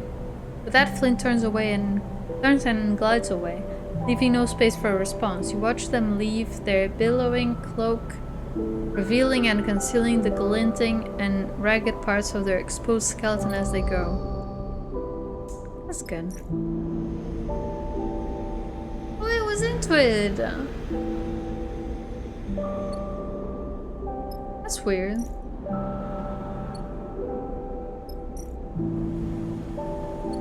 Nothing is safe here, right?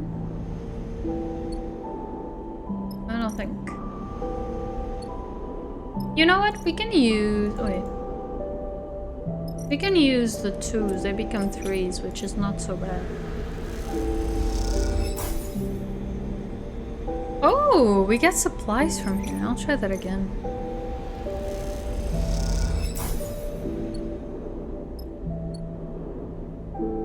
We do need supplies. I'll actually source them first.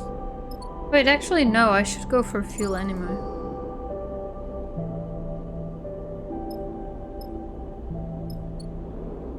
Good. I need to eat. Can I recover? Okay, that's good. That's good. That's great. Great. Red stitch. Oh. Dude, I need to eat. Okay. The sound of raised voices echoes through the tunnel. Following them, you find yourself at the entrance to the clinic, where Flint and Xander are locked in a bitter argument. I won't take you out there, Flint. Xander is pleading with the sleeper. Look what happened to Carmen. They'll kill you. What happened to Carmen is exactly why I have to go. They will find me here. And when that happens, the whole colony can hear you too. Seraphin comes out of the clinic with Cadence. You trying to wake up Carmen? You see Seraphin clock you, standing in the passageway. Your eyes meet Seraphin and Seraphin looks away. Neither of you have seen each other since you brought Carmen back to Oliveira. Why did he look away? Trying to make sure what happened to Carmen doesn't happen to anyone else. Flint folds their arms. I'm the reason he is like he is, and that means it's on me to fix it.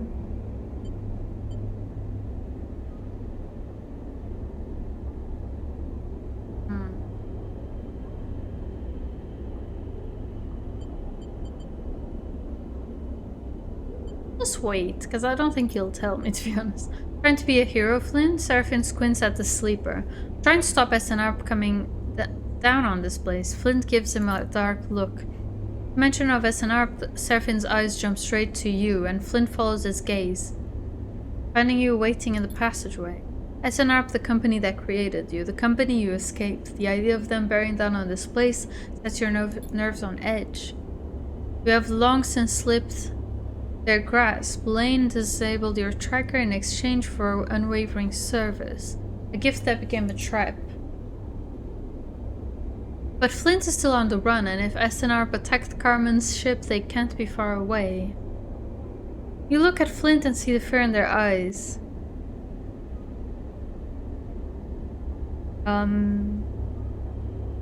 SNR attacked the ship. Their hunter did. Flint looks down. We thought they had abandoned their chase. Olivera is shrouded. Flint looks towards the center of the colony. Carmen managed to get hold of a signal shroud and set it up here. We wanted to keep everyone safe. There's no way SNR can track me.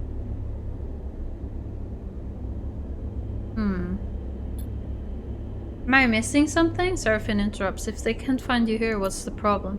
It's not just about the tracker. That hunter found me in the debris field. They know I escaped. It's only a matter of time before their search brings them here.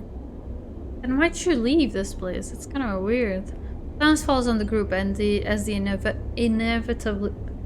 inevitability of the problem sets in, Xander looks distraught. Can't, Flint, Xander says in a quiet voice. They'll kill you. Seraphin glances at you and Flint in return, and you see his mind working on a solution. He looks away, frowning. I'm sorry, Xander, this is how it is. Flint looks dejected. Unless we get them first. But we barely recovered. Okay, unless we get them first. Seraphin smiles an impish smile. Seraphin, what are you thinking? Cadence speaks up for the first time. We know there's a hunter out there, carrying the shoals, and we know they are looking for you, Flint. Seraphin shrugs. That means we have the upper hand. We don't need to bring them here. We can bring them anywhere we want. Seraphin looks around at the group, so we get set, we prepare a little surprise, and then we wait. Flint's already shaking their head. The hunter could arrive here at any moment. We don't have time for this. By the ship, I would have left already. Then we move you now. We take you somewhere we can prepare, and we work hard and fast to get an ambush set. When the hunter comes, Seraphin grins, we spring the trap. Good plan. Seraphin smiles. See, you might not trust me, Flint, but another sleeper? Flint doesn't respond immediately. You can see them thinking it through, considering their options. I'm coming. Xander has a determined look on his face. We're doing this. I'm coming. Look, kid, I appreciate your enthusiasm, but this is the real thing. A bounty hunter is not going to... Stop patronizing me, Xander cuts him off. I know the shoals. You need me out there. Conversation suddenly devolves into small arguments. The location, who should go, how to approach the ambush, the noise grows. The old soul lime factory. Cadence's voice rises clear and precise through the noise. That's where you do it. It's on a rock far enough from here, and it's a real labyrinth. You can lead the hunter there and get them lost inside. Cadence's eyes are bright and determined. The place is full of old machines, ordnance. We've been afraid to scavenge any of it. It's so unstable. You notice Seraphin watching Cadence speak, clearly impressed by this sudden shift towards decisive action. We could bring the whole place down on their heads. Xander picks up Cadence's thread. I know the manufactory. It's a good idea. Look between those gathered. Seraphin stubborn and protective. Cadence's sharp eyes. Xander's relentless desire to get involved. And Flint, a sleeper like you, a sleeper in need of an escape. Carmen was building something here, a shrouded haven. Go Stitch. A place that needs protecting. What is it, Stitch? Doing? He may be unconscious behind those doors, floating amongst the wires and tubes of the clinic, but something of him is here in this group, making a plant of resistance. Flint's eyes meet yours, and you know what has to be done. The rig will leave Oliver. Dude, are you gonna sleep right there? Okay. He's just laying down on my hand, so I moved in. The rig will leave Oliver this cycle. You have a hunter to trap. Dude.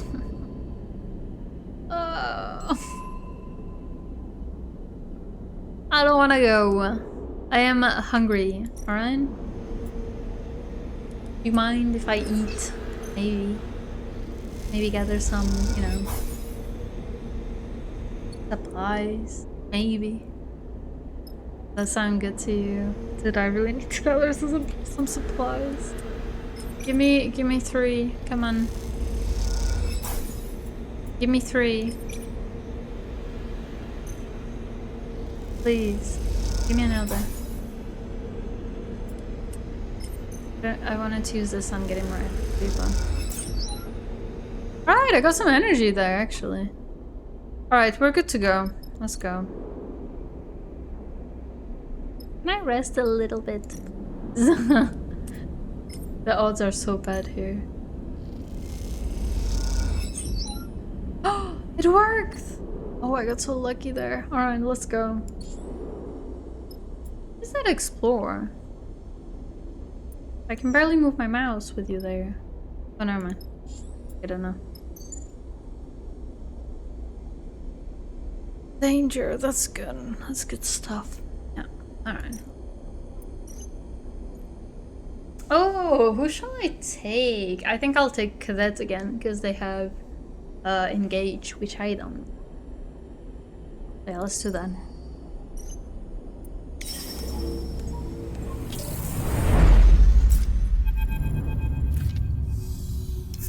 Roded plates, twisted struts, scattered scrap. The manufactory makes for a familiar sight, but just one more ragged artifact from the corporation that once owned this system.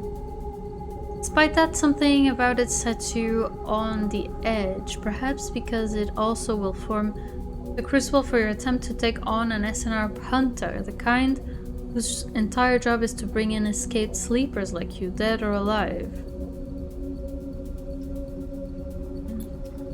The rig is tucked behind a rock, running on low power with its transponder off. You hope that's enough not to draw attention.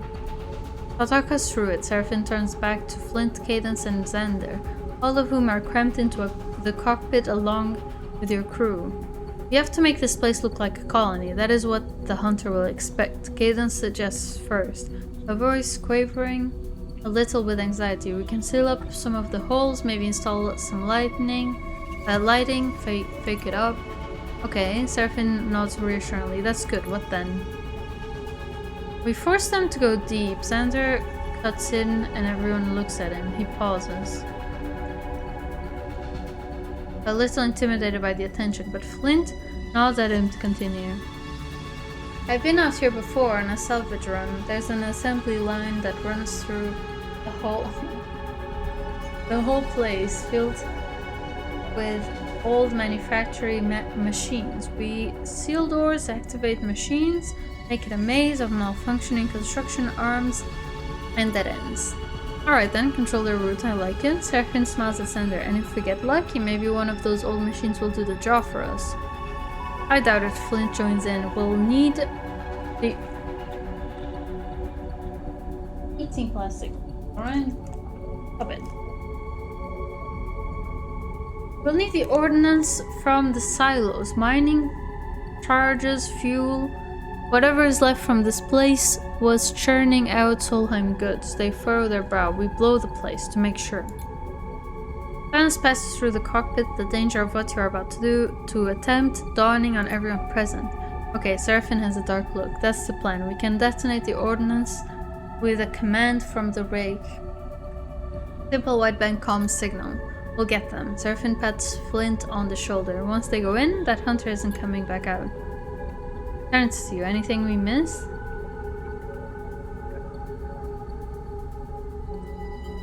What if they don't take the bait? Then I engage. Flint rubs their arms together nervously. I lead them in directly, right? Right, Seraphine confirms grimly. How long do we think we have? There's a lot of factory down there. The hunter got to me and Carmen fast. Flint looks out of the cockpit. No more than 3 cycles. When the hunter came for us, Flint grimaces. Remembering the attack on Carmen's ship, they came out of nowhere. It hit us hard and fast. If it wasn't for Carmen, we need to be ready for anything. Flint looks at you. There won't be a warning. Devin sighs. Nice pep talk. Flint, you better find somewhere deep in that place down in the bedrock, but make sure it has a back door, okay? Okay. He nods at the sleeper. The rest of us will get to work. Alright, you heard Flint. We do this and we do it right. We make our stand on this rock. Let's not waste a moment more. Alright, this is good. What's up, Stitch? Right. Dude, I only have Cadet helping me.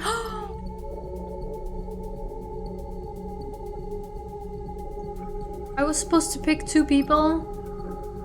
I'm used to always picking 1. Oh my god, I messed up. I messed up so bad. Oh, I messed up so bad. Why doesn't the game say something? Or maybe it did. Maybe I didn't read it, to be honest. Oh, I messed up. I really messed up. But I only have 1 person helping me. This is so dumb. I'm so dumb. Okay. Hello, Kush. How are you? Oh, that's adorable. How are you doing? Okay. Oh my god, I can't believe it. Alright, I think Cadet is better at this one, right? Sabotage doors, yeah. Dude, I can't believe I only brought 2 people. You're just getting home from work. Hell yeah. Well, I hope you rest up. Yeah, that's good to hear.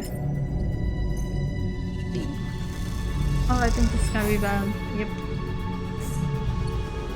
I think I really messed up. And the thing is, you can't go back with this game. There's like no loading, no saving. The game auto-saves all the time. And I only picked 1 person. Dude, I really messed up. Can I get the explosives going first?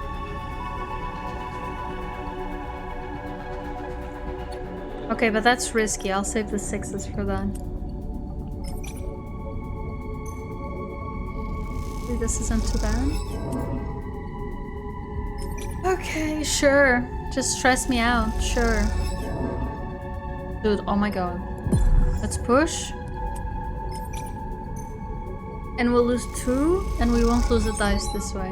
Good, okay. Alright. Dude, I can't believe it. I'm supposed to have 2 people, I'm pretty sure. I can't believe I messed up like that. It's always 1 person you pick. I don't think I've ever picked 2 people. Or if I did, it was a long time ago. Messed up. Messed up.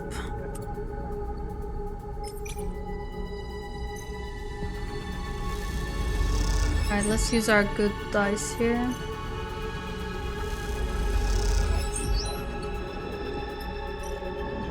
And let's use the 4s here. And I won't push because there's a 50% chance I can't get the stress back down. Not worth it. And then Cadet will go here and probably get stressed out. Right, Cadet? That's right. Great. Good stuff. Oh my god, there's supposed to be 3 of us. I'm pretty sure I messed up.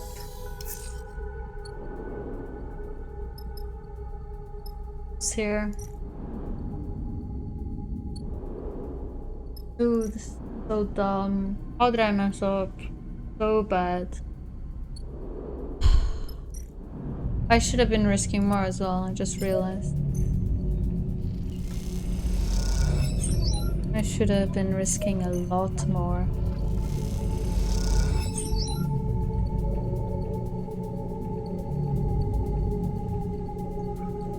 Alright, at least one of these has to go right. Dude, I messed up so bad. I'm so annoyed at myself. We float for a moment, observing the chaos of the whole old assembly line. The scale of the structure, the number of machines, the arms and fabricators, the welders and bolters suggests industry on a scale that you have never witnessed. The Helion system, a system that now subsists on the leftovers of its failed corporate owners, was once filled with manufactories like this, churning out components and technologies, machines, and resources for extracting valuable materials and minerals that Solheim existed to amass. If someone was able to rebuild one of these places, put it back into operation, imagine what could be fed into the belt, what changes could come for its people. Yet no one will undertake such a task because this place is haunted by the specter of Solheim, an entity that every being in the system can trace their origins back to.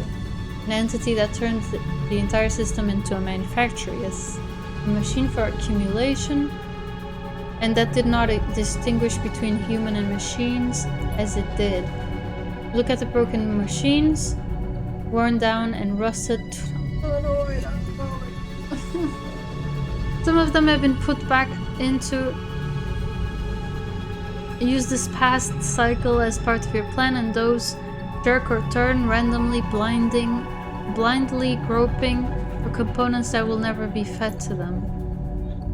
None of them are sentient machines like you, and so they cannot feel or think, and yet you cannot decide if for them to persist is a kind of cruelty that radiates from the system that created them, or the indication of a new life, one that grants them new function, new meaning, and the possibility of something more.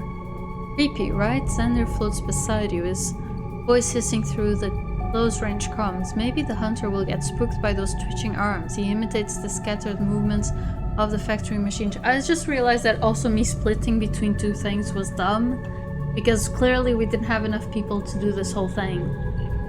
I could have at least focused on one and have finished it. Now I don't think I can. More sad than creepy. Xander shrugs if you say so. So, Xander gives you a look. How come this hunter isn't chasing you? My tracker is deactivated, huh? Xander shoots you a look. Lucky you, who did that? My captor. Xander goes quiet, I see. I can't deactivate Flint. Sure, Xander looks down, but you know, maybe once we are done here, you meet your eye. They need your help. Xander looks out at the assembly line and sighs. I like Flint. I'm happy to do this for them. He turns back to you. And I want to like you too. So don't mess this up, alright? Xander gives you a hard look. Don't let Flint down. I think I will, because I didn't get to pick 2 crew members. But I'm so mad. Xander kicks off and glides towards the exit without waiting for a response. You watch him for a moment. We're turning away. There's still so much to do. There is, and we're out of time. I think literally there's no way to finish this, so that's good.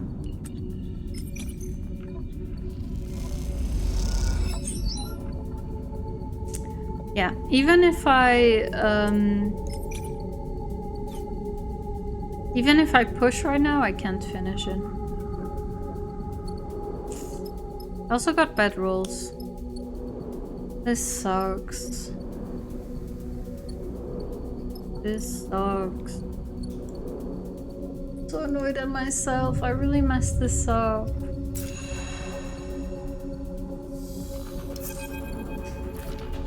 Wake up, sleeper. Seraphin is in the box. We've got incoming. Shake off the haze of forgotten dreams and get up. In moments, you are in the cockpit. Xander, Cadence, and Seraphin all gathered around the console. On it, the local view shows nothing, not a single ship signal, and few objects beyond a scattering of debris. It was right here, I swear. Seraphin jabs at the screen. A ship, small but definitely a ship. Seraphin, Cadence sighs. We've all been up for a while, get some rest. I know what I saw, it catches her eye. You look at the screen, it's gridded view, showing the scattered signature of debris, like schools of fish drifting in a soft current. The manufactory is an noisy blob at the center of the circle, one that dissolves into the background at its edges, nothing. And then there it is, a flicker, a flash. A spark of movement and light among one of the debris clouds. It flares and then it's gone again. You look up and Seraphine meets your eye. You read your expression immediately. Seraphine slams a hand down on the console, opening up the comms channel. Look alive, Flint, they're coming in. Go deep and be ready to run. He pulls his hand on the switch. But okay, wait. Let me close the door.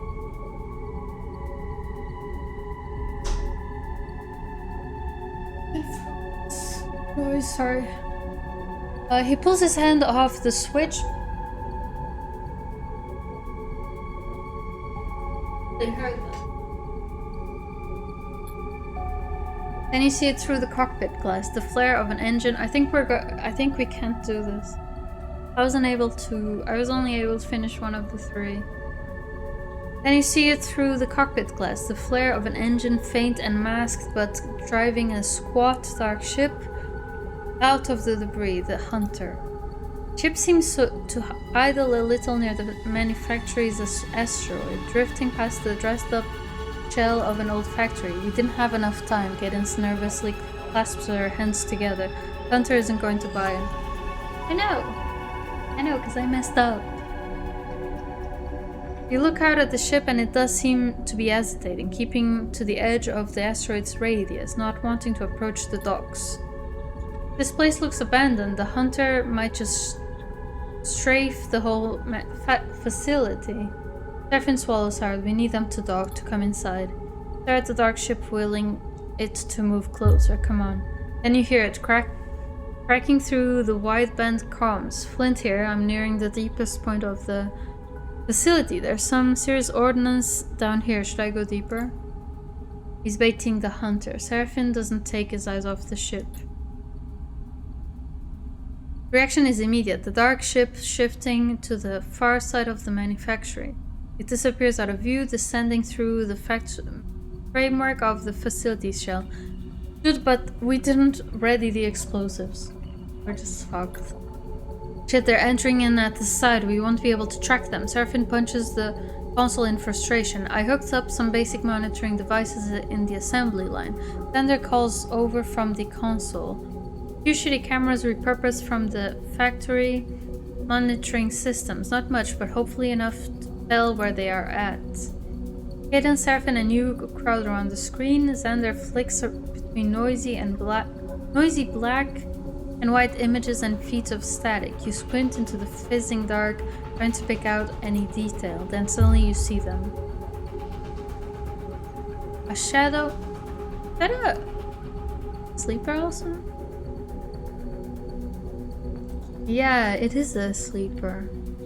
Shadow drifting beneath a flickering light, dark clad in military gear, a long gun held ready at their shoulder, deathly pale skin, and in their eyes gleaming through the faceplate, glowing irises. Who the hell is that? Seraphine pulls back from the screen. They look like a sleeper. Then it finishes Seraphine's sentence. The figure disappears outside the margins of the frame. And Xander flicks through the feeds. Where did they go? Drift back from the screen, trying to think straight. This Hunter is a sleeper or something else. Replay the image of the figure in your mind, but it has already shifted in your memory. It is your face staring back. It is Flint. It is the sleeper's mask of death. Sleeper, Seraphine grabs you by both shoulders and looks you in the eye. We need to focus. But how are we even gonna do anything? I wasn't able to set the explosives. You get down there, Xander's eyes are wide. This changes things. What does it change? This changes nothing. Seraphine nods. We wait for Flint's signal. We hold here. The ordnance is in place. Seraphine looks at you for reassurance. The moment we get the signal, we blow it. Is it? Chill runs through you. You did what you could, gathered what you could, but when the moment comes, will it detonate? Will it make a difference? I don't think so. Seraphine sees the doubt in your eyes. Tell me, is this place rigged to blow, Sleeper? His eyes look pleadingly to you. Your silence answers the question for him. Shit, he looks between all of you. We need to go in. Go. Cadence looks between you, Seraphine, and Xander with a steely expression. I'll stay here. She glances nervously at the console. Give me the signal and I'll send the detonation signal. She swallows hard. If it works. Seraphine looks torn for a moment and then nods. Let's go. You rush down to the airlock and suit up with the others, and you are out. Shouldn't we have talked about this earlier? Descending through the rock-strewn void in tense silence, you enter the manufactory through a gap in the frame. I'm so annoyed that I messed up. You enter the manufactory through a gap in the frame, passing through layers of twisted facility into the deep parts where you know Flint waits in the dark. You say nothing to each other, afraid the comms will be intercepted. You lead Xander and Seraphine on, seeking the deep base under the silos, where you began setting up the ordnance. Though unfinished, perhaps there is enough down there for this to work. If not, Seraphine's hand falls on your shoulder, pulling you back. You go to speak and then you see it, the torch beam lancing through the dark. The hunter as you saw them on the grainy footage of Xander's cameras, but real now, just below. A long gun held ready at the shoulder, pushing through the dark and broken layers of the facility, seeking Flint. Seraphine, Xander, and you exchange wide-eyed glances in silence. Hunter passes below, disappearing into the dark passage. You wait together, the moment stretching out and descend down into that same passage. Silence is absolute. Suddenly there is a flash of light ahead, bright and forceful, and a rumble that shakes rust flakes from the walls. Xander pushes off hard, launching past you into the dark. Seraphine goes too, and you instinctively glide forward as another rumble shakes the foundations of the facility. You come into a low bay scattered with glowing embers. Scorched holes in the walls spew drops of red hot metal. What? Oh, where a weapon has been discharged. The hunter floats at the center, taking aim again, and you see a flicker of movement on the far side. Flint retreating. Or you can act a slight figure in... oh my god. In a suit slams into the back of the hunter Xander. As he hits, Hunter's gun spins out of their hand. I'll grab the gun. You kick off away from Xander and the hunter as they grapple together. Spinning in the dark towards a deep shaft at the far side of the bay, you spot the shape as the gun as it spins ahead of you. As you reach it, your hand... Did I pass it? I think I did. I didn't pay attention, sorry. As you reach it, your hand blocking around the sculpted grip, you spin and raise it. The first shot goes wide, burning a scorching hole in the bay wall. The second shot grazes the side of the hunter's suit. In a flurry of sparks, they are thrown away from Xander, unable to find anything to slow their glide. Hunter disappears into the dark of the shaft, leaving a trail of embers in the dark. You see fear in Xander's eyes as they turn back to you. The muzzle of the gun smokes, glowing red. It is spent. I've got Flint. Seraphine calls over local comms. We ascend now. You look across to the two of them kicking off from the floor of the bay towards a ragged hole in the ceiling. You and Xander exchange a single glance, then follow. Okay then, Seraphine is on the wideband. Detonate this place now. Send the command. There is silence. You ascend through it, with layers of manufactory, seeking the open void of space beyond. You clear the manufactory, gliding into open space. There is nothing but silence. Eternal quiet of the void. It didn't detonate. Seraphine comes over local comms to confirm what you already know. You hear the sound of an impact, a guttural groan through Seraphine's comms. You look across to see them tumbling, a dark shape latched onto them, one that coils and kicks off towards Flint, gliding through open space like a creature native to it. There's no choice to be made, you don't think. You throw yourself at the hunter with everything you have. They strike at you and you feel the crunching blows, but your hands search for purchase, for those parts of their suit that are valuable. You feel a hammer blow crack your shoulder, pushing it out of place. But as you do, you find what your hands have been searching for, the suit's propulsion hose. Those bright eyes, those sleeper irises, glow behind the faceplate, glow with anger and hate. You pull the hose. The hunter is thrown back, spinning, tumbling, driven back by the plum, escaping from their suit. Plume. And then the plume subsides and the hunter continues to spin, nothing to stop or slow them. Traveling on a starward arc, you watch them go, your vision clouded with pain and damage. Your body beaten and crumpled. You know that if they are a sleeper like you, the hunter's arc will be ceaseless, their death long. They disappear out of visual range, the hunter is gone. A bit confused. Propulsion hose.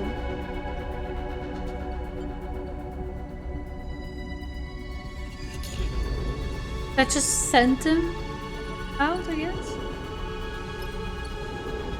Oh, I really messed up. I messed up so bad. Bro.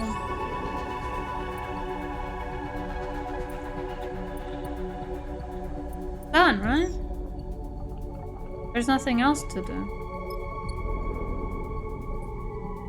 Yeah, there's nothing else to do. Let's leave. But I'm so annoyed. Now, I'm just always gonna click everyone until it doesn't let me. And I am very glitchy and I lost a dice. That's cool.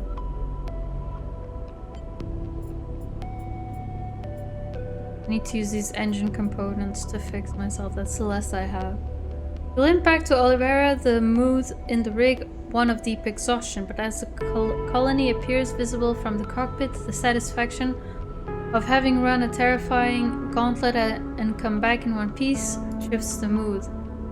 Bliss does their best to fix up the damage you sustained in your final encounter with the hunter, but you know your frame will take time to settle.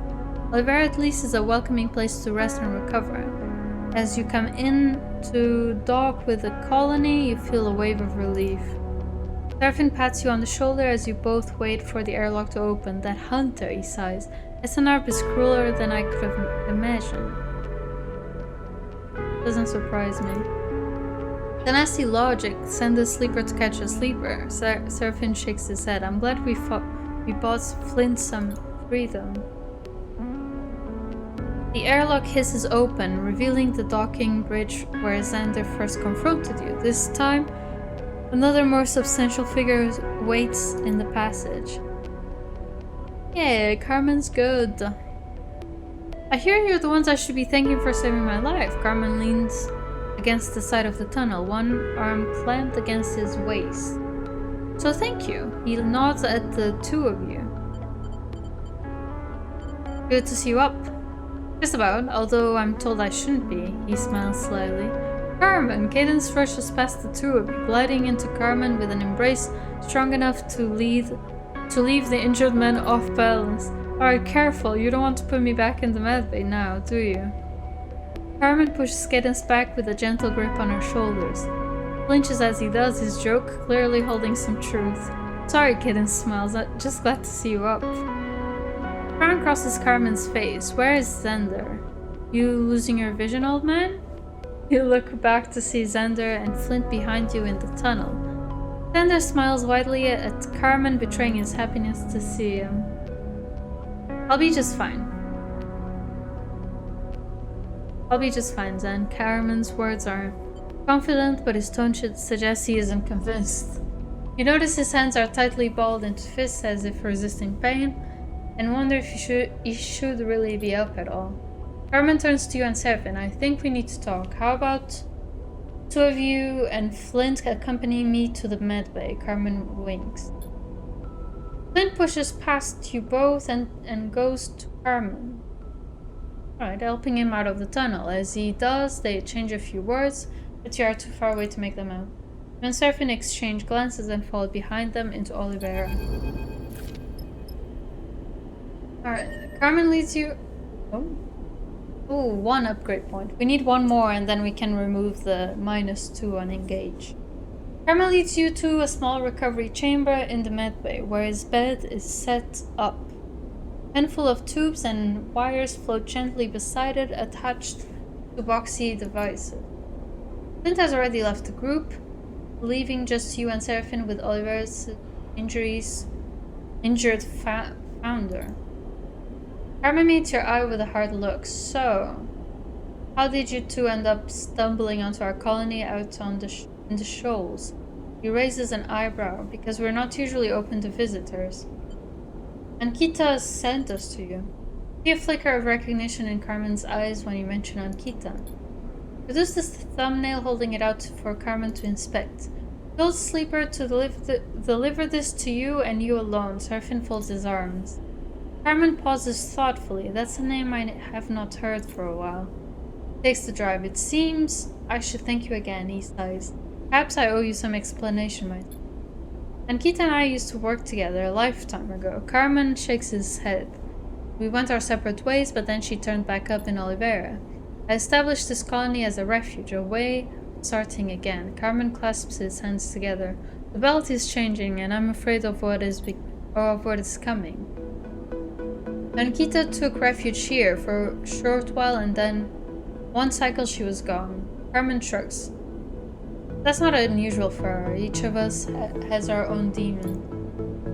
He holds up the drive. I will take a look at what's on here when I am able. He looks at the drive with concern. I'll let you know what I find. You and Seraphin thank him and leave the chamber as he settles back on his recovery bed. As you leave, Flint catches your attention. Can we speak? Seraphin pauses. I'll catch you back on the rig. He looks between the two of you and then glides away.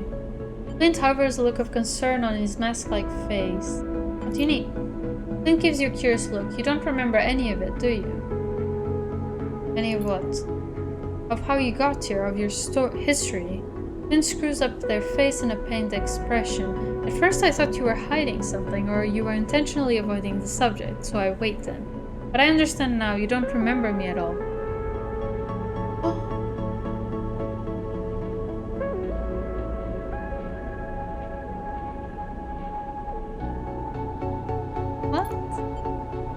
Take a moment to think, to try to recall Flint. You furrow your brow in frustration, sifting through hazy memories of Darkside and further back of your arrival to the belt. You close your eyes and see the faces of other sleepers, panicked, desperate in darkness.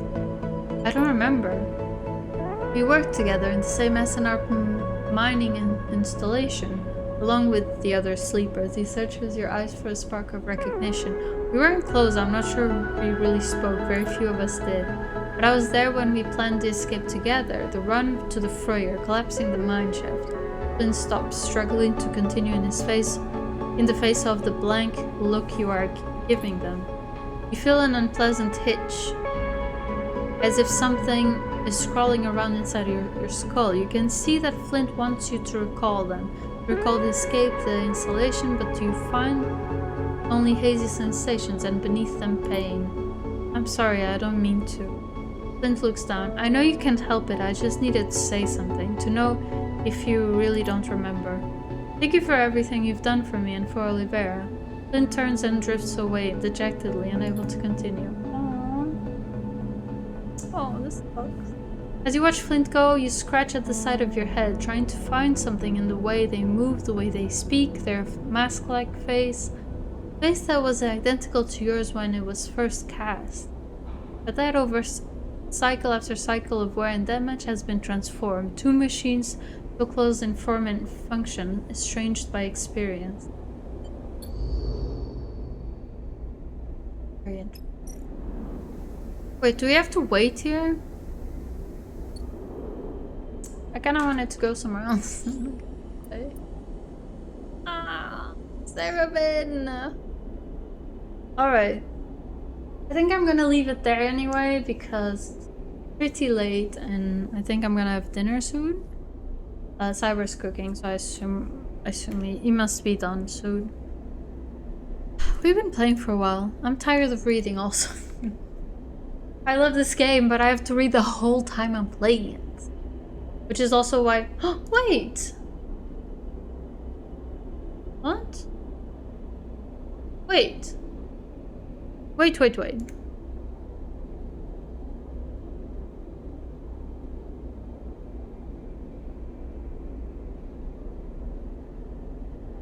I just opened my Twitch manager, like the stream manager, and I saw Nate is Everywhere used a bit to use an on-screen celebration. I didn't see that, and I didn't get notified of that. I don't have that on my OBS. What the hell? Why didn't that work? Well, thank you so much for that.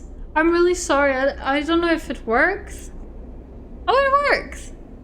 What? I don't get it on my OBS. I can't see anything on my OBS. Thank you so much, Lord, also. Oh, I feel so bad for Nate is Everywhere. Thank you so much. I'm really sorry I missed it. I feel so bad. Dude, it doesn't show on my OBS, not on like the screen, which I guess it's only on Twitch. But also, I don't get it on my activity feed. It's weird. It's kind of funny. The name is Nate is Everywhere, and I'm wearing a Nate shirt. NF is a rapper called Nate. Saying that. Anyway, I don't think... Did my mic pick that up? I don't know. I was saying NF. This is merch from NF. And it's a rapper called Nate. Kind of funny. I use this shirt and then suddenly Nate is... Oh, sorry, elsewhere. I read that off. And Nate suddenly shows up. Anyway, thank you to both of you for the on-screen celebration. I'm really sorry I missed it. I feel awful. I get absolutely nothing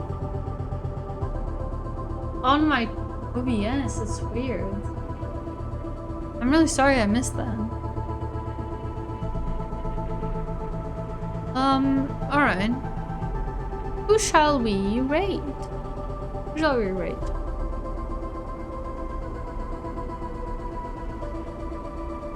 Alright. This game. We'll keep going after because I think it's probably gonna take, like, once the guy is done, it's just gonna take a while. So, you know, I don't want to start another thing now. Anyway, let's... Oh. I was about to pick someone to raid and they're offline. Does anyone have any suggestions? No one else is playing this game, so we can't raid someone else playing this game. And yeah, many choices.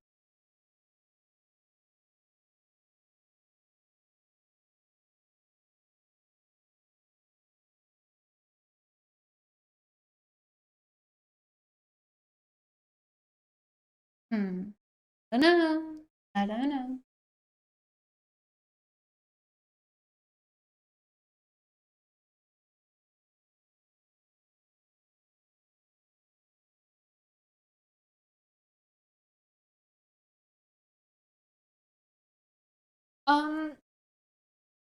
Shall we raid